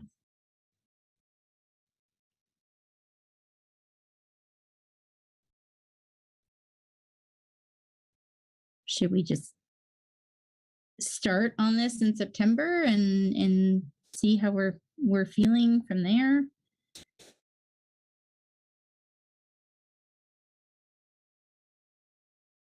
People just tired? I think that sounds good.